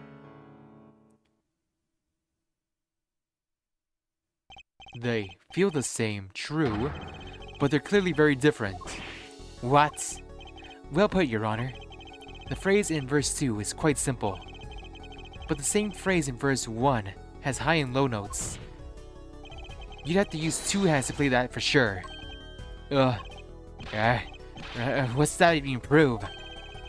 I think you know by that right now. This is why I hate dealing with amateurs, man. So the two verses had different arrangements, happens all the time.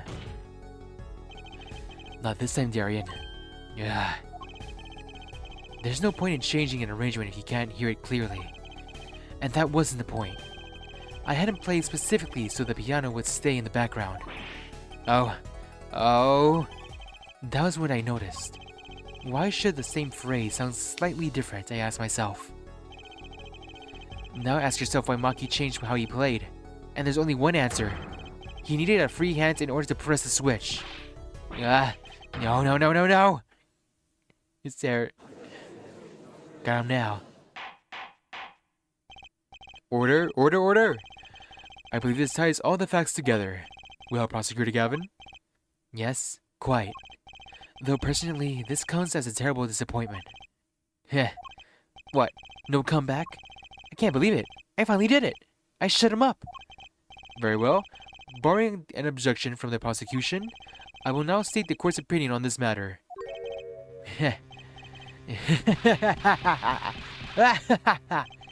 Good show, Sleeves. No, great show. It's not over. I don't like it when he looks so happy. You tell him, Gavin. Tell him why he's so disappointing. Personally, I'm terribly disappointed. In you, Forehead. What did I do? Me? Yes, don't get me wrong, your case is solid. The facts all check out. But even now, you have yet to show us a single piece of decisive evidence. Yeah, but the facts. Anyone can see it was him. Unfortunately, anyone does not include the law. I'm afraid your case doesn't cut it. But... 1,000 facts might point toward the same conclusion, but without decisive evidence, it's not proof. That's the rule under our current legal system. I don't believe it. It does not seem as though the defense has any more evidence to present. Oh, I think if we did, we already seen it a long ways back. It is unfortunate, but at present, this court is unable to acknowledge your accusation. What?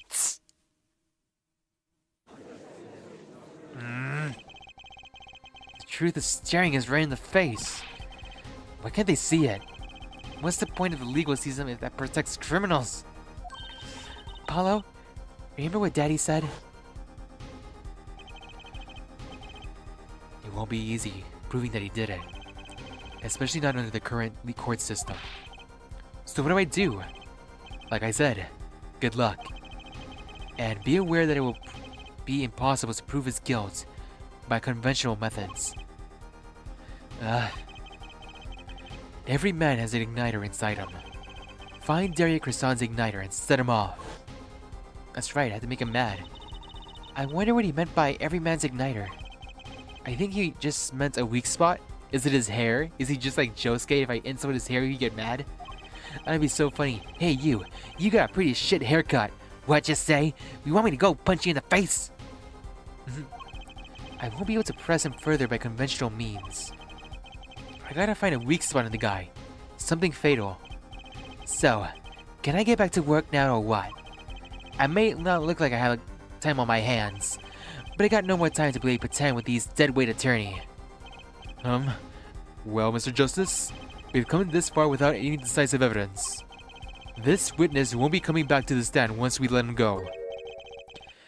Every man has an igniter. Huh? Didn't you say the better the guitar, the brighter it burns, Prosecutor Gavin? Yes, good guitars are kept dry, is why. That provides the best sound. Even a small spark could cause irreparable damage. Your plan has an igniter in it too, Detective. It was there from the very beginning. What? Fighting time, Justice. If you blow this one, you'll be out of your hands for good. Go for it, Apollo. What? And this igniter is supposed to come in and burn me up? That's almost poetic there, Mr. Attorney. All the better, I'm afraid. Rather fond of poetry. And I intend to hear this one through to the very end. For real, for real. For real, for real. Huh? Her forehead. You are accusing this man, Derek Cresson, of 2 crimes. The murder of Mr. Latus and the smuggling of Virginia Cocoon. That is your last chance to prove this case. This trial has already run on for far too long. Mr. Justice, this will be my last warning. The moment this igniter of yours turns out to be a dud is the moment this cross-examination ends. We only got 1 shot. Understood? Yes, Your Honor. Then let's have it. Show us the basis of these accusations against Darian Cresson. Okay, this is really my last chance. The key that will take apart Darian Cresson's plans is... Call a witness? Call a witness. I mean, I could. I can call Maki, and he'll call him out, if he really is the evidence. But that's not decisive evidence. I need decisive evidence. Let me save. A witness isn't going to be very much good, because it's testimony. The defense is prepared to show the court evidence. Ha! Be my guest. Be all of our guests, Mr. Justice. Show us evidence supporting your accusations against Darien Croissant.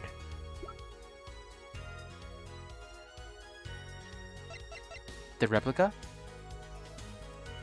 Is it the replica? This is your igniter? Oh, it's not it. It's not it. I done goofed. So, how am I supposed to react to that? He's not flustered at all. I picked a dud. I'm afraid your poetic tale ended up to be a mere fantasy. Oh, there's only one penalty. Oh, I still have a chance. Ow. I suppose we should let you try once more. Show us the basis for your accusations against Darien Croissant. I think Justice, are you sure about this? A witness? Your igniter isn't a piece of evidence. Huh? So, what is? It is true that I couldn't show decisive evidence. But perhaps what I needed to prove my case was something else. You mean, a witness? Proving his guilt is a tall order, but I've got just the person to do it.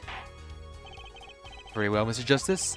Who is the person who can prove Darien Croissant's guilt? Maki, because he's the witness, right? The one person who can prove Darien Croissant's guilt is the defendant, Maki Tubai. Your client again? Maki Tubai was an accomplice to the cocoon smuggling plot. Without him, Darien Croissant could not have forgotten the cocoon. Furthermore, he can easily prove that the one who plotted the smuggle with that cocoon is the real criminal in the case. How so? It would require just one of the very cocoons Mr. Latouche was looking for. With the cooperation of the Republic of Virginia, we could burn a cocoon. The burnt cocoon would leave a particular residue. A residue we would, no doubt, also find in the burnt out guitar. Aha! Very scientific of you. Thus, if Maki Tubai acknowledges his agreement with Darien Croissant concerning the attempted smuggling of a Virginia cocoon, the case is solved. Uh-oh. He's not gonna do that though, because it gets him killed. Darien's laughing again. Your unrelenting passion is remarkable. You really want to get me, don't you? Too bad you'll never be able to. Why not? The little key tickler won't acknowledge anything. Especially not anything to do with the cocoon smuggling. What's this all about? Taking the cocoon out of the country means death. By Virginian law. Yeah, see? If RPNS really was a smuggler, then testifying about it would be suicide. Believe me, he's not talking. But you're wrong, Detective Croissant. He wasn't aware of the smuggling, was he? You just told him to pull the switch. What? It's the other way around. If Maki doesn't admit to smuggling here, he's in deep trouble. Huh? How? Look, if Maki admits to smuggling here, then he'll be tried in our courts by our laws. You don't get the death penalty by smuggling in our country. The victim in this case was an undercover Interpol agent.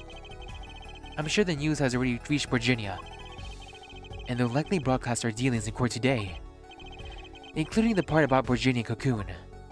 Yeah, but... What? But if Maki doesn't admit to smuggling now, he'll eventually be picked up by Virginia police. And it's not like he's in any danger in our court. We're not going to find him guilty of murder here, not now. Yeah, but you can't do this. You can't accuse me. Maybe the law doesn't allow it. But who's going to think you're really innocent after hearing this trial? The same goes for Maki Tubai. Ugh. The cocoon smuggling, your entire plan? Maki Tubai knows everything. There's only one way out of it for him, and that's to acknowledge his own crime. The crime of cocoon smuggling. You still confident?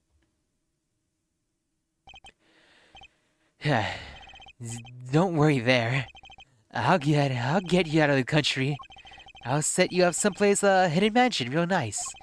You want a house made out of cookies, or no, a house made out of pianos? Come on. He's so nervous. Please! Don't take me! His hair is all over the place.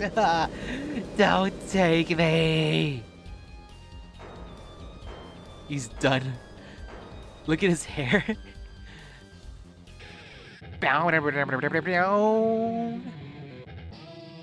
You're done. Darian, I consider that my last session with you. We rocked. I'm guessing we could treat that outspurt as a confession? Oh, he's laughing again. There's some kind of sick desperation in it now, though.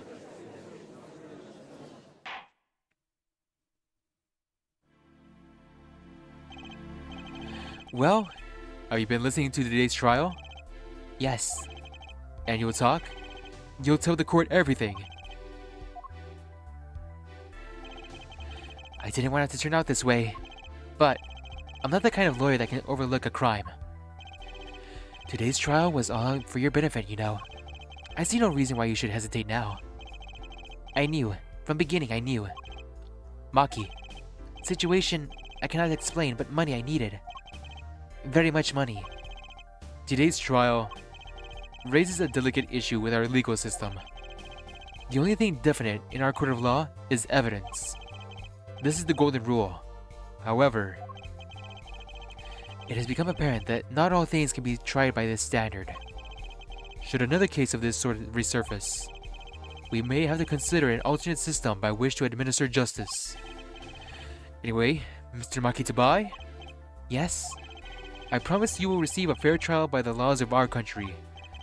And with regards to the current charges for the murder of Mr. Latus, this court is prepared to announce a verdict. Oh, I can see his eyes. I thank you. I only lie, but you see truth. I find truth. That's our job. Very well. The court finds this defendant, Makitabai, not guilty. Hooray! You're free again. Just don't get picked up by the Virginia police, they'll kill you. And you'll be fine. Court is adjourned.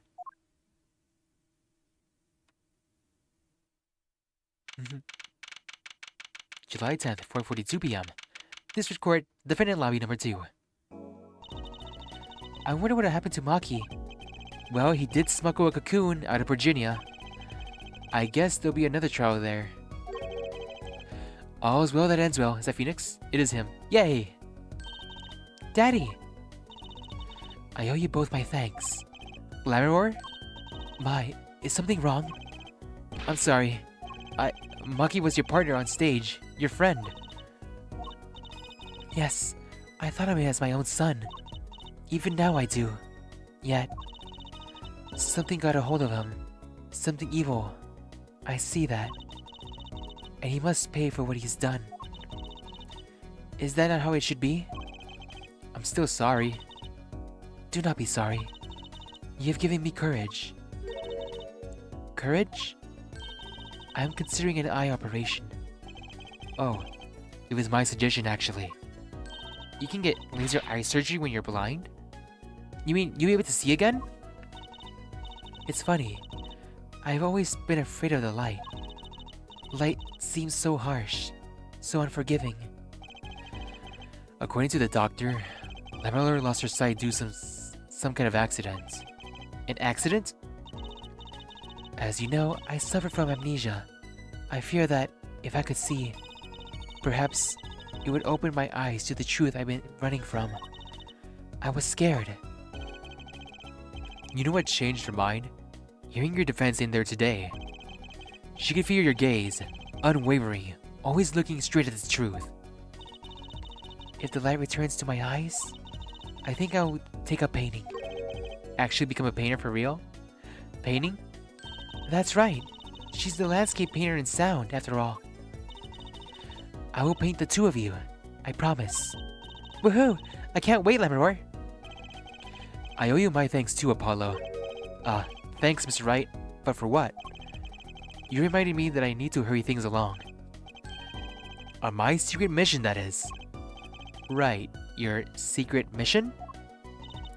Apollo, Trucy, I hope that we will meet again someday soon. You bet. Me too. And so, like a ballad, the trial flowed on and on until it came to an end. Thanks to the trial, the guitar serenade was a huge hit. Prosecutor Gavin's even more dazzling to look at now. But there's something I want to say to that guy. The next time you write a ballad, have them catch the killer at the end? Wait, are we supposed to present evidence to someone at the end? Phoenix said, "Don't worry, I can fix her." Fix the eyes. Now it's Turnabout Serenade. We still got around like an hour. So I guess we should go into that very final court case. Turnabout Succession. New court case. Episode 4. And that is the whole truth of this case. Mason system. All rights reserved? What? Ooh, 3D effects. Heart monitor, 78, 85, 82, 78. Oh, fudge. Well, they're gone. That's one way to pull the plug. In order to understand it myself, I had to know the story of the last 7 long years. What is all this? The card game?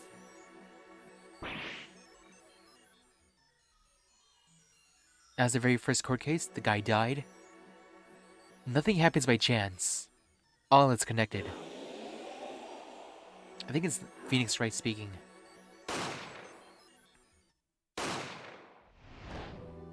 Oh. Those two magicians killing each other? And they shot someone. And now, you stand ready to begin the final chapter of this story.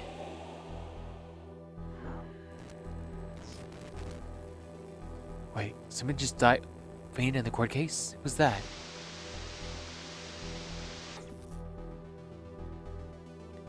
Will the defendant be found guilty or innocent? The decision is yours. Oh, it's you. Gavin's brother. He was a murderer too. October 7th, 10:37 a.m. Write Anything Agency. Hey Apollo, look, on TV. Look. Yeah, I'm kinda busy. Whoa, look at that. Here's the last grammar year, alright? Amazing. Apollo, you should be watching this. Ow, what? I was writing about our last case in my journal. Lawyers are supposed to write things in records, Apollo, not journals. And why now? That case was like 3 months ago. Hey, it's a long story. I did a lot, you know. I want to vacuum pack the feel of the moment for later. Right now, I'm wowing the crowd by figuring out how Lammerware disappeared. That's right. Uncle Valen did the illusion too. But you're missing him on TV right now. I was just getting to the good part. I suppose I should watch the TV a little with her. After all, her father's expecting me to look after her while he's away. What you're seeing here is a rehearsal for the greatest magician show on Earth. Happening right here in our very own Sunshine Coliseum. The Sunshine Coliseum? Hey, that's where the Governor's concert was. Only 3 more days until the miracle happens here, right before our unbelieving eyes. Oh, 3 magicians. The 3-troupe Gramarye is performing the very first time in 7 years. Oh wait, so the guy on the left is Gramarye. The one in the middle is I don't know, and there's somebody on the right I don't know either. Wait, some kind of looks familiar. That's going to be a great! I'm so there! You and Daddy are coming too. The legendary Gramaryes. If Trucy's real father were still alive, he'd be on that stage performing miracles. I got the tickets and everything. Here's yours, Apollo. Oh, a ticket already. To the magic show. Squeak. Ah, here you are. Working hard or hardly working? Hey, Phoenix. Hey, how you been? Hi there, stranger. That's actually the kind of greeting you want to hear from your own kid. Though he has been gone for a long time. How goes it, Trucy? Here, I got a present for you. Yay, pudding! I love pudding! Oh, It's farm fresh. And then just one pudding, but 3 whole cups. I have to pace myself. Well, I'll beat. That's right, Daddy. You're on a top secret mission. You've gotta take it easy with the secrets, you know. How right you are. So, you still can't tell us what this mission is? Maybe it's best time. It has something to do with you anyway. What? With me? Oh, maybe you're getting a top secret mission too. Maybe you can be one of those guys. A spy. Can't I just be a defense attorney? To be honest, telling you about the mission was my whole reason for coming here today. What? Tell me. You've heard of the juris system, yes? The juris system? That's right. The new legal system everyone's talking about. Have you heard of it, Apollo? Maybe. Maybe not as many people are talking about it as much as I thought. The juris system, huh? What is it? So, Daddy, what's this juris system thing? Well, Shusi, do you know what a jury is? I've heard of it. Isn't that those people who sit in the court in those old courtroom dramas? The ones who get to decide if a guy is innocent or guilty. That's right. In this court system, there are no jurors. Do you know, Apollo? Only from TV. It's 12 people chosen from the community, right? Well, they're thinking about reviving that system. They're calling it the new system, the juris system. No more doing whatever you want like an honor. No more doing whatever you like, Your Honor. Not quite that harsh. The jurists cooperate with the judge. They help analyze the case from different angles. Ah, and there will be only 6 of them under the current proposal, right? Wow, you know your stuff, Apollo. Their findings directly affect the verdict. Hopefully, people will start taking the courts a little more seriously now. I feel like I'm some kind of educational TV show. Starring Dr. Wright. Dr. Wright, his assistant Shusi. And Mascot Apollo, the perfect team. Why am I the mascot? It's because of the horns? Mascot, hey! Secret mission. So, what's this secret mission? The jury system is my mission, more or less. Anyway, keep in mind that the new ideas like the system are always risky, Apollo. Too true. Everyone's got an opinion, and they just talk and nothing gets decided. Kinda like you, Apollo. I'm not that bad, am I? In any case, we're going to give it a shot. A test, if you will. I don't like tests. We'll take a case by as a sample and choose 6 jurists. I'll be the one helping with the process incidentally. Helping how? Well, for one, I'll be chair of the Juris System Simulated Courts Committee. You'll be a chair? So, he lost his job and became a jurist selector? That's a step up. At least you're not bumming around anymore. So this is your job. The chair constructs the ideal situation, choosing the case, and the jurist candidates. Even the judge in the courtroom. Wow, it's like you have a real job! I was never that good at piano, to be honest. Once a lawyer, always a lawyer, I guess. The trial's tomorrow, by the way. Don't miss it. The trial simulation, that is. A simulation? Huh. That sounds interesting. So, what kind of case is this trial simulation about? Well, since it is the first run through a new system, I wanted something simple. Good thinking. No sense wearing yourself out for something too serious. True. The case is a murder. A murder is not simple. A murder is not simple. That's not simple at all. By simple, did you mean that the defendant is guilty? Yes, most likely. The chair? Wait, what, the chair? Oh yeah, standing up. So, good luck, Apollo. The chair? Oh, dear. The lightning. With what? The trial tomorrow. You're defending, of course. Recall that I said it had to do something with you. Go for it, Apollo. It's just a test case anyway, no sweat. Yeah, but there's still a verdict to be decided. And a potentially serious sentence, so The most serious in a worst case scenario. What? You mean the verdict's for real? That's not a test trial at all. That's a real trial. All the forms have been filed. There's no turning back now. The trial begins tomorrow at 10 a.m. Hope you can make it to the room and schedule. Why am I only hearing about this now? Ah, yes. There was a change this morning. I picked a new case. Huh? Something happened last night. Wait, why are we bringing up Violent Grammar now? Alright. So, what case are you going to use? You really want to know, don't you? Well, duh, I'm the defense attorney. Of course I do. I'm going to be defending, aren't I? If all goes well, then yes. Of course, this is just a test. We want everyone to start without preconceptions. A blank state, as it were. There's a difference between having a blank slate and just being totally clueless. Whose dumb idea was that anyway? Well, mine. Committee chair, remember? Ah, chair. Well, if you want to know that badly, I suppose. I can give you permission to examine the scene of the crime. Yes, I'd be very helpful. Good, that's better. But you can't talk to anyone involved with the case. What, then, how am I supposed to defend? You let me worry about the details there. Remember, I'm in charge of this trial. All of it.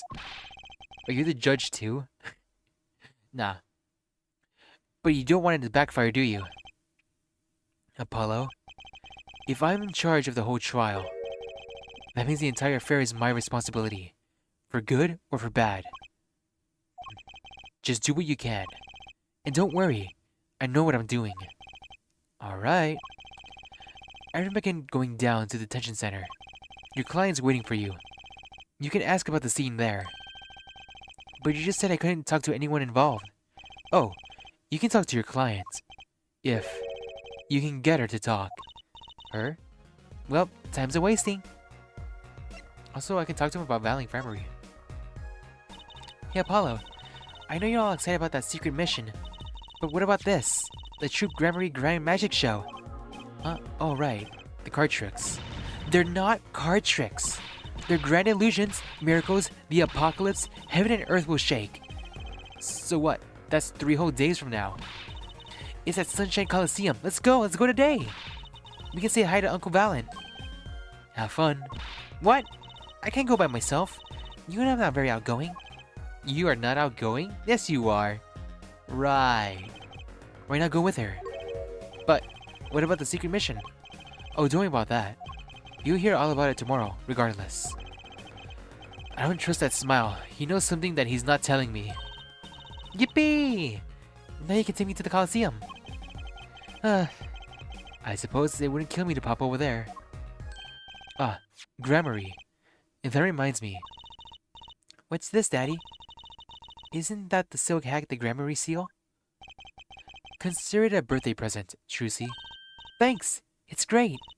But today isn't my birthday. Good point. What day is it today, Apollo? Today? I don't know. It's, I think it's Recycle Your Plastics Day. Then it's Recycle Your Plastic Day present. Yippee! So it's plastic. I've given up trying to understand them. It's much easier that way. They're so goofy. So what is it? Can I open it, Daddy? No. Whoa, okay. Huh?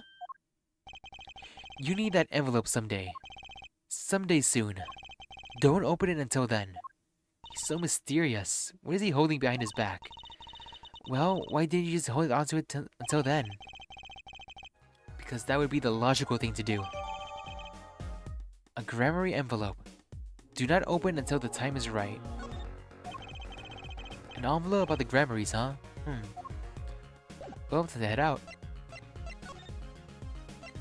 I guess we'll go here first. October 7th, Sunshine Coliseum. Woohoo! This is it, Apollo. The place where the magic and dreams converge. Just a while ago, it was a place where murder and nightmares converged. Let's go say hi to Uncle Valent. What about the case? Whoa, ha ha ha! Is it who I think it is? Only a performer likes that. Only a performer likes like that. Yes, Tim. The young Miss Juicy. How often have I hoped we'd meet again, only to tell myself it was an impossible dream. Gee, Uncle Valen, how's it going? I'm glad to see you too. Of course, you are. Humility is definitely not one of his strongest traits. Well, Miss Chusi, how does the day find you? You come to give me flowers. Do it after the show, I beg you. Actually, we came to wish you good luck. And congratulations on your big magic show. Oh, but it is I who wish to congratulate you. Not everyone is so lucky as to witness miracles, such as the one I shall perform. Yeah, you're amazing. We get the picture. The world will watch in wonderment as Magnifice's illusions are reborn. Here on stage by my hand. What's up? Dun dun dun dun dun dun dun. Everyone's talking about the big magic show. Is it true that the Gramarye miracle is back after a 7-year absence? Let me drink some water.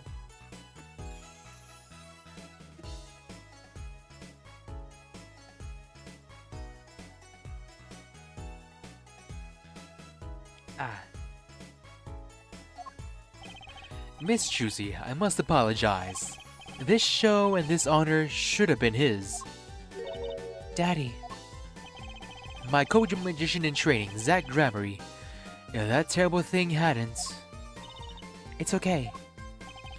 Your father was a great magician, Chusi.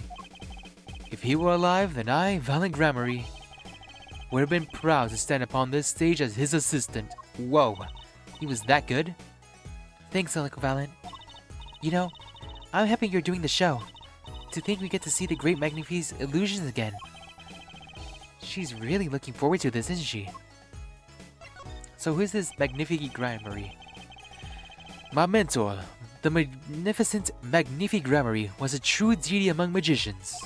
A greater god who gave birth to magic and illusions that defied our very imaginations. I was so little when I last saw one. I still remember his shows. He did wheelies in a sports car through the air above the audience, and then sped off to outer space, faster than the speed of sound. Water and apples. I wonder if she eat green apples, but I hear they also have a lot of citrus. I'm guessing that memory was a bit embellished. For 7 long years, the world has been waiting for my miracle to match his. As heir to the Gramarye Troupe's secrets, it falls to me to provide one. It is my God-given destiny. Yes, you, nameless face who speaks for nameless masses. How can I help you? If the world was waiting, why did you hold off for 7 long years? It appears the lad is uninformed. Perhaps you had heard of the magic known as law, which governs our land? Is it the lady? Okay, I think I see it. So, the lady is the defendant and she's about to get out of prison? Maybe? I think? I have, though I'm not sure it qualifies as magic. Because the defendant that we're working with is a lady. She's about to get off. No, wait. Am I just assuming? The performance of Magnifice's miracle was impossible. A certain law prevented it for 7 years, but no more. 7 years. That phrase sure sounds like a prop-up, doesn't it? And why was that? A little matter called performance rights, Miss Chusi. Performance rights? Well, I guess I was off the loop. Can you tell us about these performance rights? Magnifice's magic relied on an incredibly innovative idea. A trick, if you will. That trick was considered his property, and as such, was protected by property laws. Oh! I mentioned this last stream, that like stage tricks are protected by copyright law. Really? Is this what this is all about? Intellectual property, maybe? Magnifique knew this and bequeathed it in his will. To one person. You mean him? Yes. Miss Chusi, it was your father. Zach Gramarye was an inheritor of the Gramarye miracle. Daddy.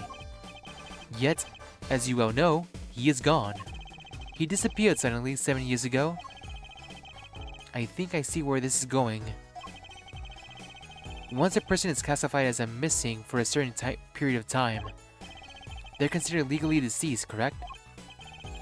In all absoluteness, those rolled-up sleeves conceal your compasses well, young man. Oh, so he's not dead, he disappeared. That certain period of time of which you speak is 7 years. Ah, yes, Miss Trucy, though it pains me to say it. This past spring, April to be precise, was the time. Your father was legally declared deceased. In the absence of a formal will, the secrets of our mighty mentor Magnifi passed to me. This was in fact stipulated in the will by Magnifi himself. Is that how it works, Apollo? Yeah, it's called death in absentia. He's declared missing permanently. Daddy. Oh well, now what? We got your tickets. Ah, ha ha ha! A challenge, is it? You want me to make that disappear? No, don't make it disappear. Very well, give it to me. No thanks, these are tickets. Are all magicians like this? Apollo? What was that look just now? I was just thinking how hard it is to get any information out of a magician. You know what this is? I was wondering if you could tell me about this. Aha! Why, that bears the Grammary seal. Uncle Valiant, is something wrong? Trucy? Where did you get this? Huh? Daddy gave it to me. Your daddy? Your partner, Zach Grammy? No. My other daddy, Phoenix Wright. Why now? Why would your Lord Daddy? Lord Daddy? That's kind of stretching the whole archaic thing a bit. This signature on the back, do you recognize it? That belongs to none other than Zach Grammary. What? Daddy signed this? Might I be so bold as to open it? I'm sorry, but I can't let you do that. What's in this envelope, I wonder? I wonder if this envelope says that he's still alive, then technically would it mean that the property IP rights won't be transferred to him and the thing will be cancelled? Well, nothing left to do unless I talk to him. Oh, that's it. Time to leave. See ya.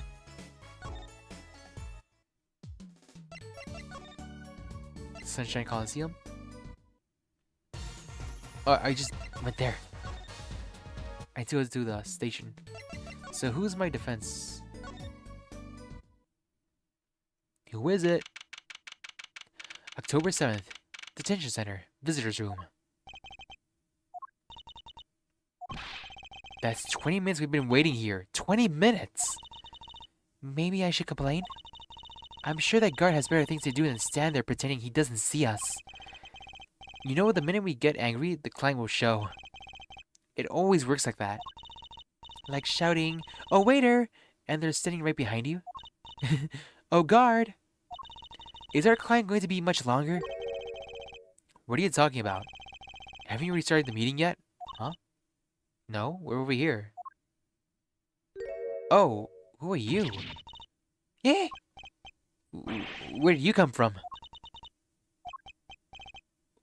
Well, anyway, please have a seat.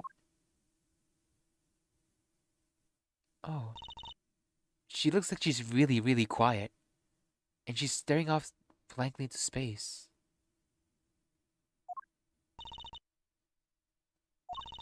I'm nervous, Apollo. It's silence. It builds suspense. Why don't you do something, Trucy? You're a magician, aren't you? That's right. Okay.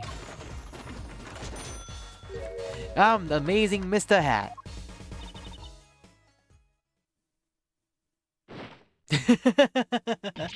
She fainted. What? She passed out. Miss Magic Underwear might have been a better bet. That's Magic Panties, Apollo. Oh, she's back up. She's really pretty. You know who she kind of looks like? She kind of looks like Marianne from Fire Emblem. Like a lot. She looks just like Marianne. She's not looking at you either. She's looking at the side. I'm your defense attorney, by the way. See this here? Does it ring any bells? Does anything I say ring anything?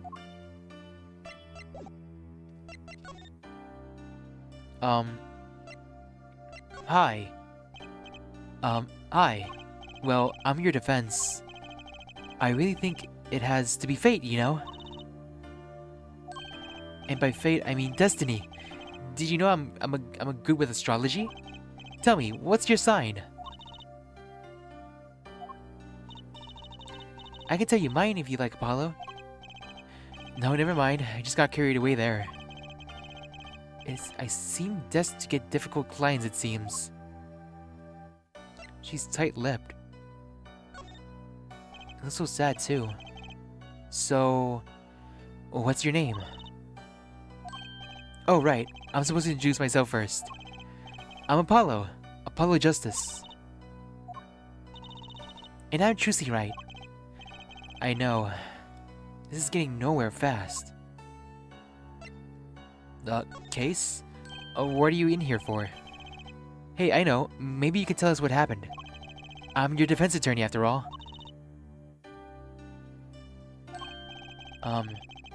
Anything out of the ordinary happened lately? Well, the other day, the tourists from out of town stopped to ask me directions. Later, Trucy, I feel like I need to ask directions myself here. Well, that was fruitless. Though I think I understand despair a little better now.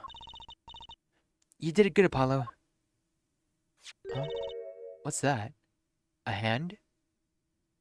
Did she make that? Look, she's doing her nails. What? Are nails more important than defense? Is that it? Let's go, Trucy. No, I want to stay and talk to her a little more. Excuse me. She's talking. Could you read this? Sure. I feel like a teenager on our first date. And this is a love letter we passed from desk to desk at school. Wouldn't that be nice? Stop looking so wistful and read it, Apollo. It's a business card with a name and an address. The name is Vera Misham. The address is for Drew's studio. So her name is Vera? And you're giving me this card because... Hey, come back. Well, looks like we're finished here. I wonder if Drew's studio is the scene of the crime. Let's go find out. Come back!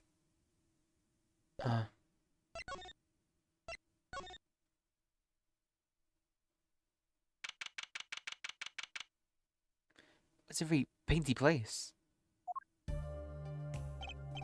Wow, this looks like... It looks like a studio. The way the old Ace Attorney's games used to work is they always brought back old characters, so maybe we'll get to see Lammermoor here. It's like life imitating art, or maybe it's the other way around? But the tape on the ground there, it's a bit jarring. Yeah, looks like we find our crime scene. Wait, this is the crime scene? Apollo, look at all those paintings. Hey, don't touch those. It's okay, I'm just looking. I see a face. A pufferfish? It's like a meadow. Actually, wait, that's the Legend of Momotaro. Apollo, look at this one. Looks half finished. You can still see the rough sketch underneath. But that's odd. The rough part doesn't look like the rest of the painting at all. Yeah, good point. That is odd. Landscape painting. Only half finished. The rough sketch is still visible. All the paintings have a really different style too. Ah, I thought I might find you two here. Is it Phoenix? Emma? Emma, long time no see! Oh? It seems like I run into you far too often. I bet I know why you're here though. You know something about the trial simulation tomorrow? I heard all about it, sure. So Mr. Wright chose you, huh? We don't even know what the case is about. Well, he was killed. The artist who owns the studio, that is. Mr. Drew Misham. Misham. Wait, Drew Misham. And his daughter was put under arrest. There was no way! I refuse to believe that. There's no way she would kill her own dad. Yeah, we just saw her at the detention center.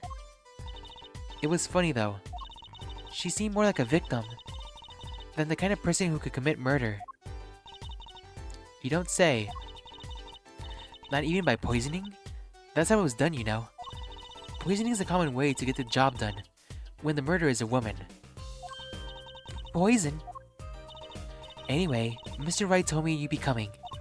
Feel free to take a look around. I'll just be laying over there with my snackaroos. She begins such a muncher now. She seems no nice when she was younger. Now she's all just kind of moody. We can't talk to anyone related to the case this time around. Which means we better find out as much as we can here at the scene. Or else. Let's see, what do we find? We have the body here. Apollo, that's where the body was. That's the spot where Mr. Drew Mission passed away.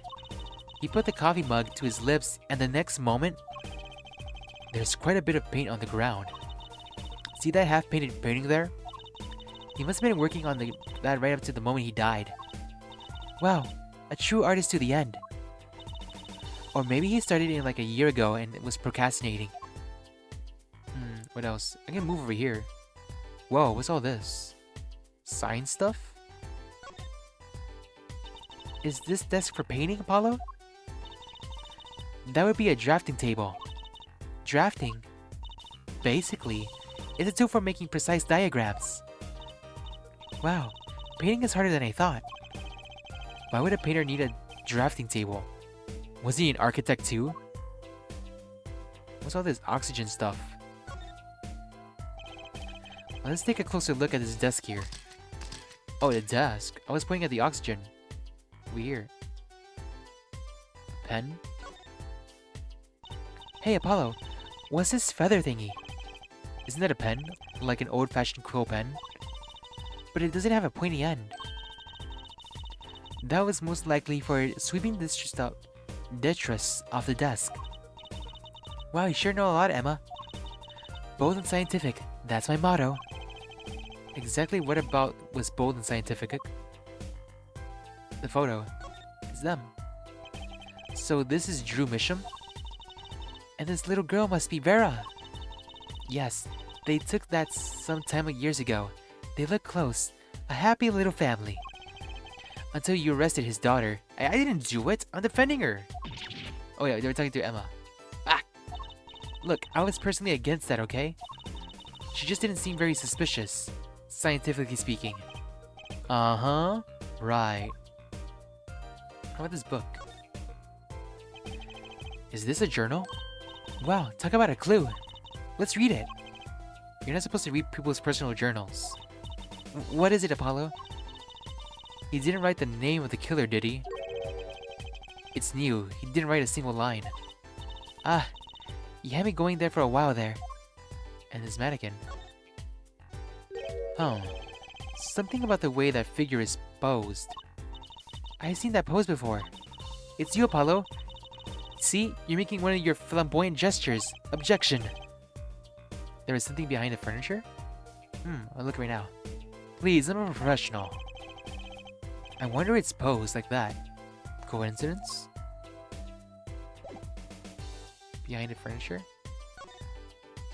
Yeah, there's one other painting. Hey, there's a painting hidden back there. Hey, you're right. What if it's embarrassing somehow, and he didn't want anyone to see it? You certainly seem pleased by the possibility. Let's take a look. Oh, it's the finished version. Huh, it's so normal. That's hardly something to get mad about. Huh? What is it, Apollo? Well, doesn't this painting look like... Never mind. What do you mean never mind? It's the one that's finished. I better get a professional opinion on this. The hidden painting. Now what? What's this mailbox doing here? The litter box looks funny and sitting inside the room like this. Let's take a look. Empty. The other half of that litter box is actually connected to the outside of the studio. Mr. Misham would put his letters in there, and the postman took them away. Impressive that someone still writes letters in this day and age. Or wrote, rather. This is where he drank the drink and died. Imagine this coffee cup was for guests to use. Guests? Did the police already analyze this cup too? Not a trace of poison was found on the cup, so the killer was after Drew Misham alone. Ah, that's the victim's coffee mug. Aha! So the poison was in here. This is my first time seeing a real poison coffee mug. I would hope so. The only time, really. Poison coffee. Not exactly, actually. What do you mean? No traces of poison were found in the coffee. What? You have to figure out the rest yourself. I'm officially not on your side after all. The side of the cup reads Misham. Okay, what else can I find?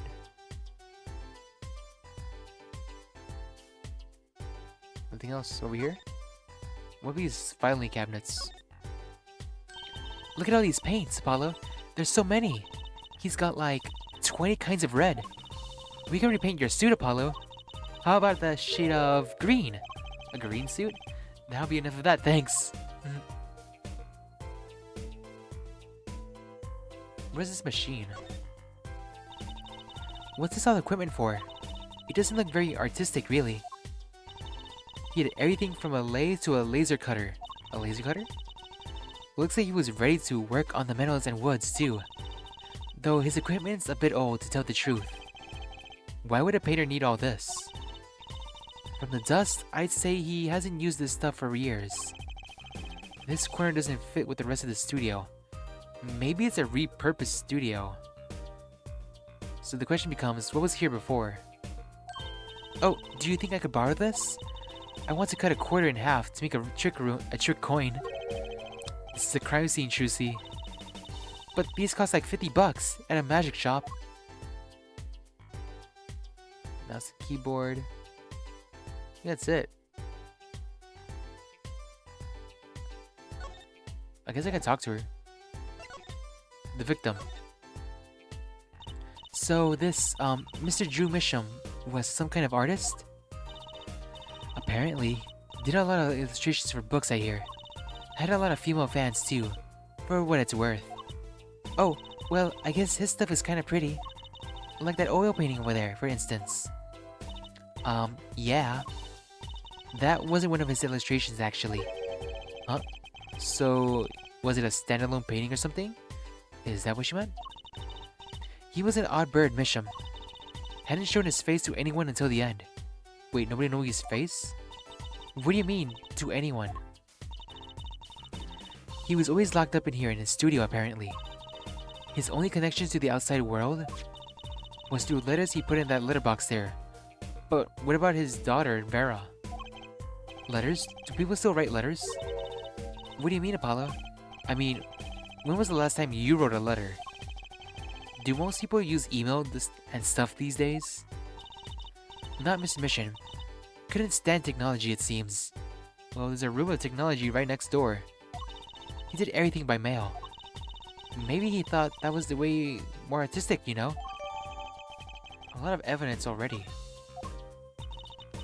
In any case, the only person beside him allowed in here was his daughter, Vera. Oh, you mean the killer? Don't call her the killer. She couldn't have done it. No way. The suspect, please. He took some fingerprints, of course. The only ones found in the room were Mr. Misham's and Vera's, basically. Basically? Actually, last night, Mr. Misham gave an interview to a reporter for the first time. It happened during the interview, apparently. His first interviewer ever?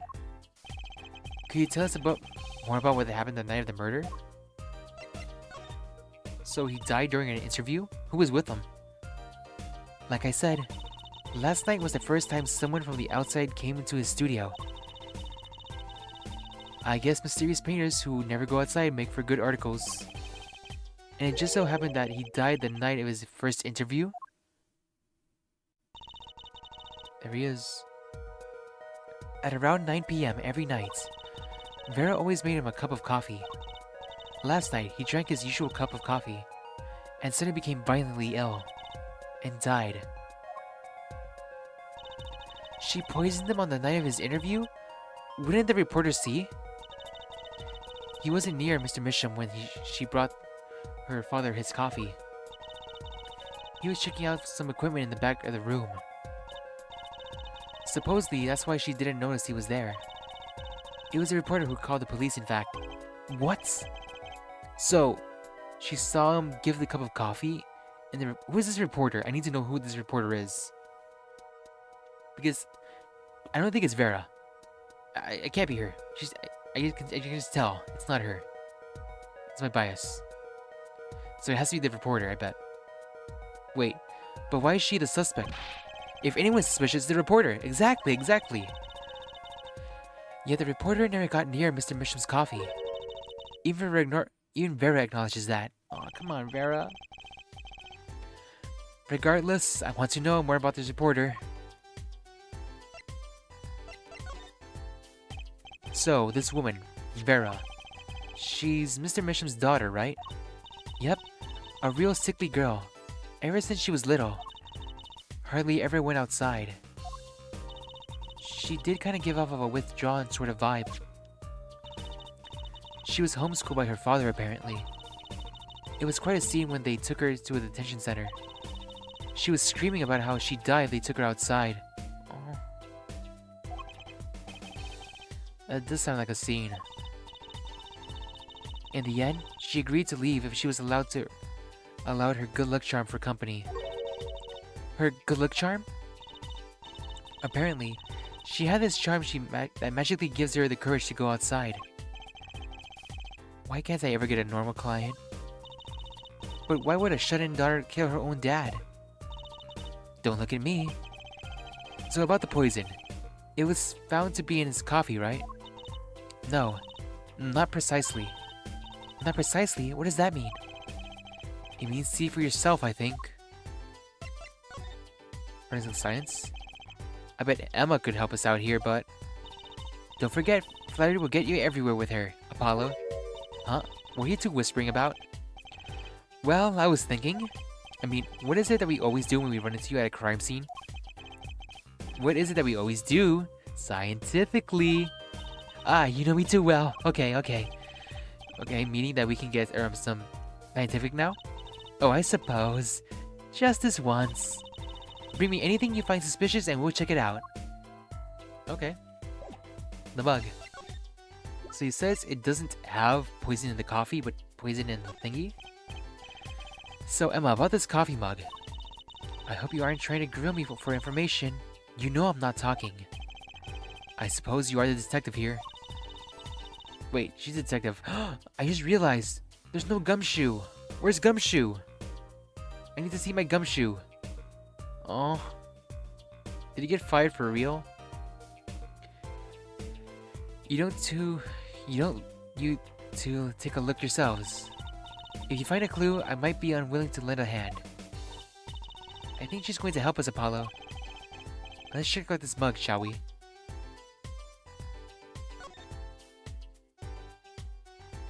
This lip stain right here is suspicious. Hey, look there. That stain doesn't look so healthy, Apollo. That must be the Blue Mountain stuff we've been hearing about. Blue Mountain? That's coffee. Something tells me that even Blue Mountain coffee isn't this blue. No, this stain is probably... Better to ask Emma. Here we go. About this mug. There's a pale blue residue on the rim. That? Yes, well, it's just a rumor. But I've heard that there's a kind of coffee called Blue Mountain. Not you two. I'm pretty sure it isn't actually Blue Mountain. Ah, right. Okay, you got me. That's left over from the testing spray. Forensic science. I knew your hobby was behind this somehow, Emma. It's not a hobby.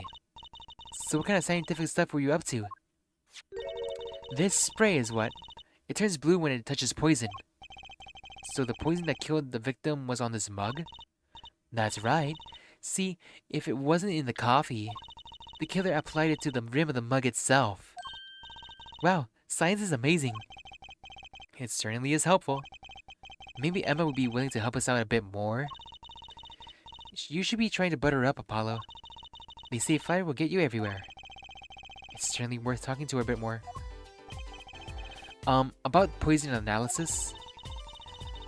She's like one of those people who's introvert, but stay at home and just be online for a long time. I forget what it's called. Hikikomori. Those are people called hikikomori. I was afraid you were going to ask about that.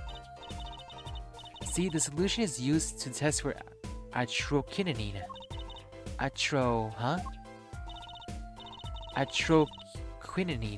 The deadly poison found in the autopsy. Uh-oh. I know that spark in her eyes. She's getting excited. Best tread lightly. It's one of the most virulent poisons, but is absorbed into the body astonishingly slowly. It takes at least 15 minutes for the time of ingestion for adverse effects to show. Oh, and guess what? Recent research has shown. That's fine, really. We don't need to know all the gory details. I think I get it. You just spray this stuff on something you just want to test, right? Precisely.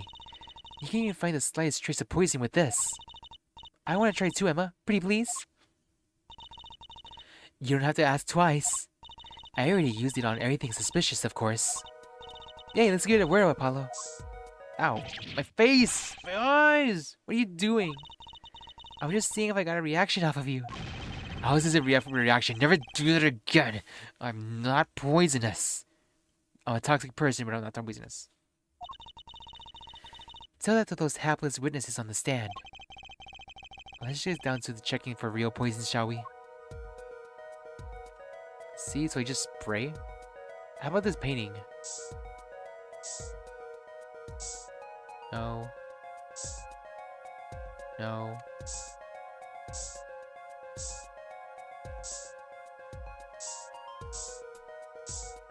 Oh well, they paint everything.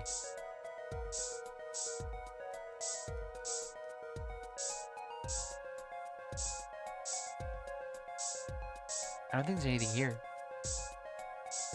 In this room. Oh wait, did that turn blue? Was it my imagination or did the paint turn blue?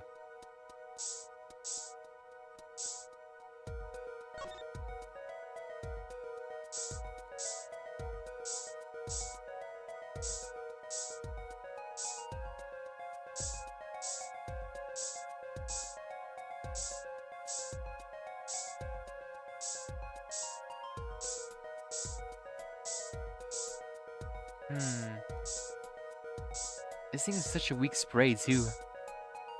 I had to press A repeatedly so many times.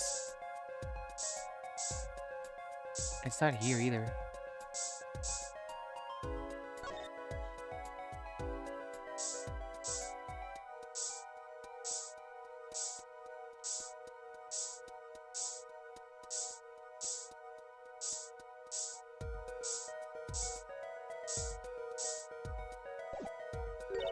Too bad.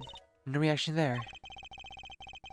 I'm sure Emma checked all the likely spots. Wait a second. What is it, Apollo? Did you spray that little desk over there? I don't think so. The spray probably can't reach that far. Let's check it out, just to be sure. Oh, now we're getting close. Huh? What the?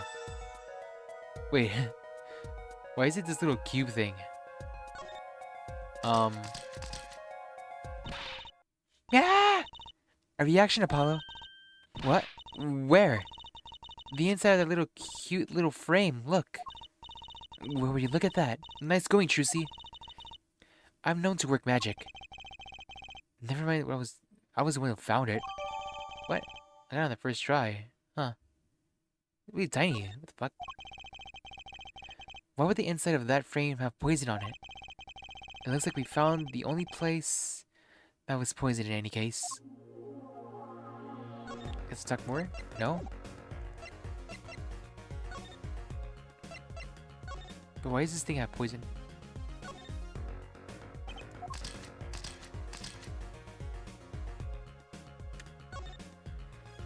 I wonder why there's poison on this tiny little frame. That's very strange indeed. Wait, I know! I bet it was poison from the time he bought it. Haven't you heard of some kind of green paint being toxic? I don't think they sell that kind of anymore.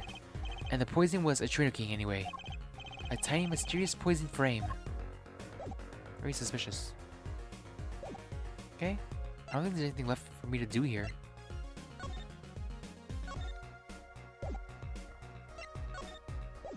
Present. Emma, I was wondering if you could take a look at this. Look, I'm a detective. A detective. You can't just ask me any old thing and expect an answer, okay? I think you need to be a little more focused in your inquiries. Scientific, even. Somehow I knew she'd get around in science. Guess that's it. Let's go back here.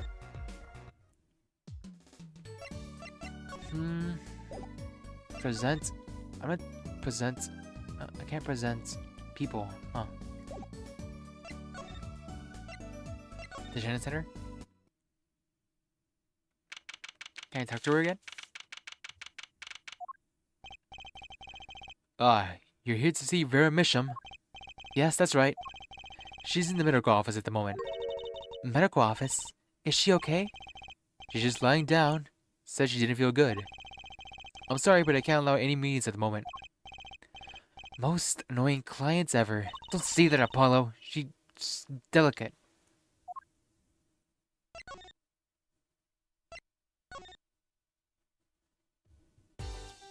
We're back here. Let's go to Sunshine Coliseum. Hello. Wait, what do I do now?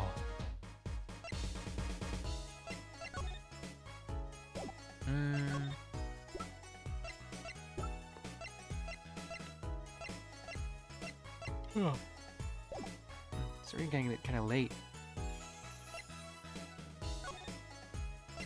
Back to Drew's studio. I guess I'll present the paintings. Why is this one in the back? Oh, Emma, I was wondering about this painting here. Ah! That one? What about it? What about it? Yeah, what about it, Apollo? Take a closer look at it, both of you. Now look at this one. They're the same, but different. This is the third painting he was working on. Hey, they're the same. I was hoping you wouldn't find that. You're right, though. Drew Mission was copying this painting. Wow, it's pretty good. Copying a painting? What for?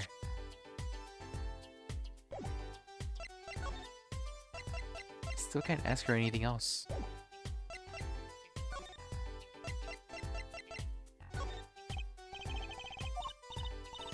Quite good, isn't it? Yeah, that's not what I meant to ask you about. I had to let you if you had a good reason. But with that, sorry.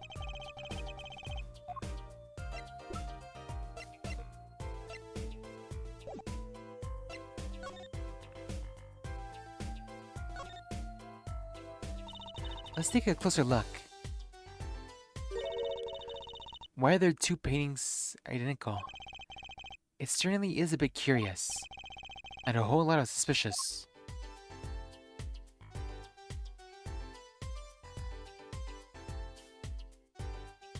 Maybe now I can show her.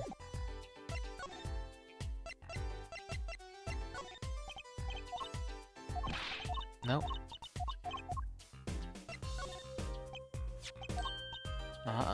Same thing. Got the same painting. But why?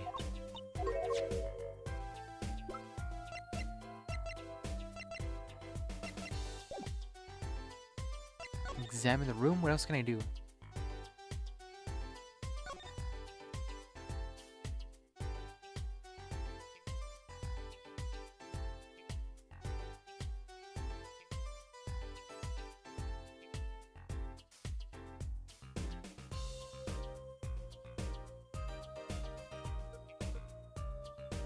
anything else. It's really kind of late. I think I'll end it right there now. I'll figure it out later for tomorrow. Tomorrow? Yeah, tomorrow's Thursday.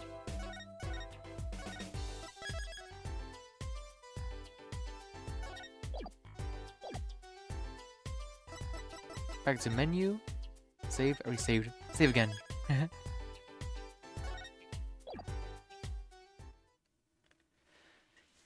Okay. That's all for today's stream. Alright. We got a lot of ground today. And we finally got to get Darian in the freaking jail cell. Thank goodness. Whew. Alright. Now, what do I say now? I need to get better at saying goodbyes. I'm not used to it. Okay. I need to start getting a script ready for goodbyes. Oh, wait. Eyes over the right shoulder. Alright. That's all for today's stream. So, y'all have a good one, okay?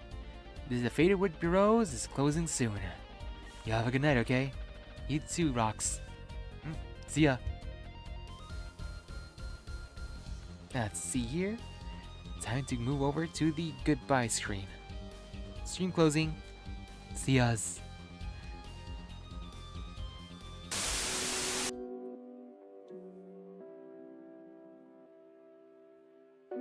Hello. Goodbye.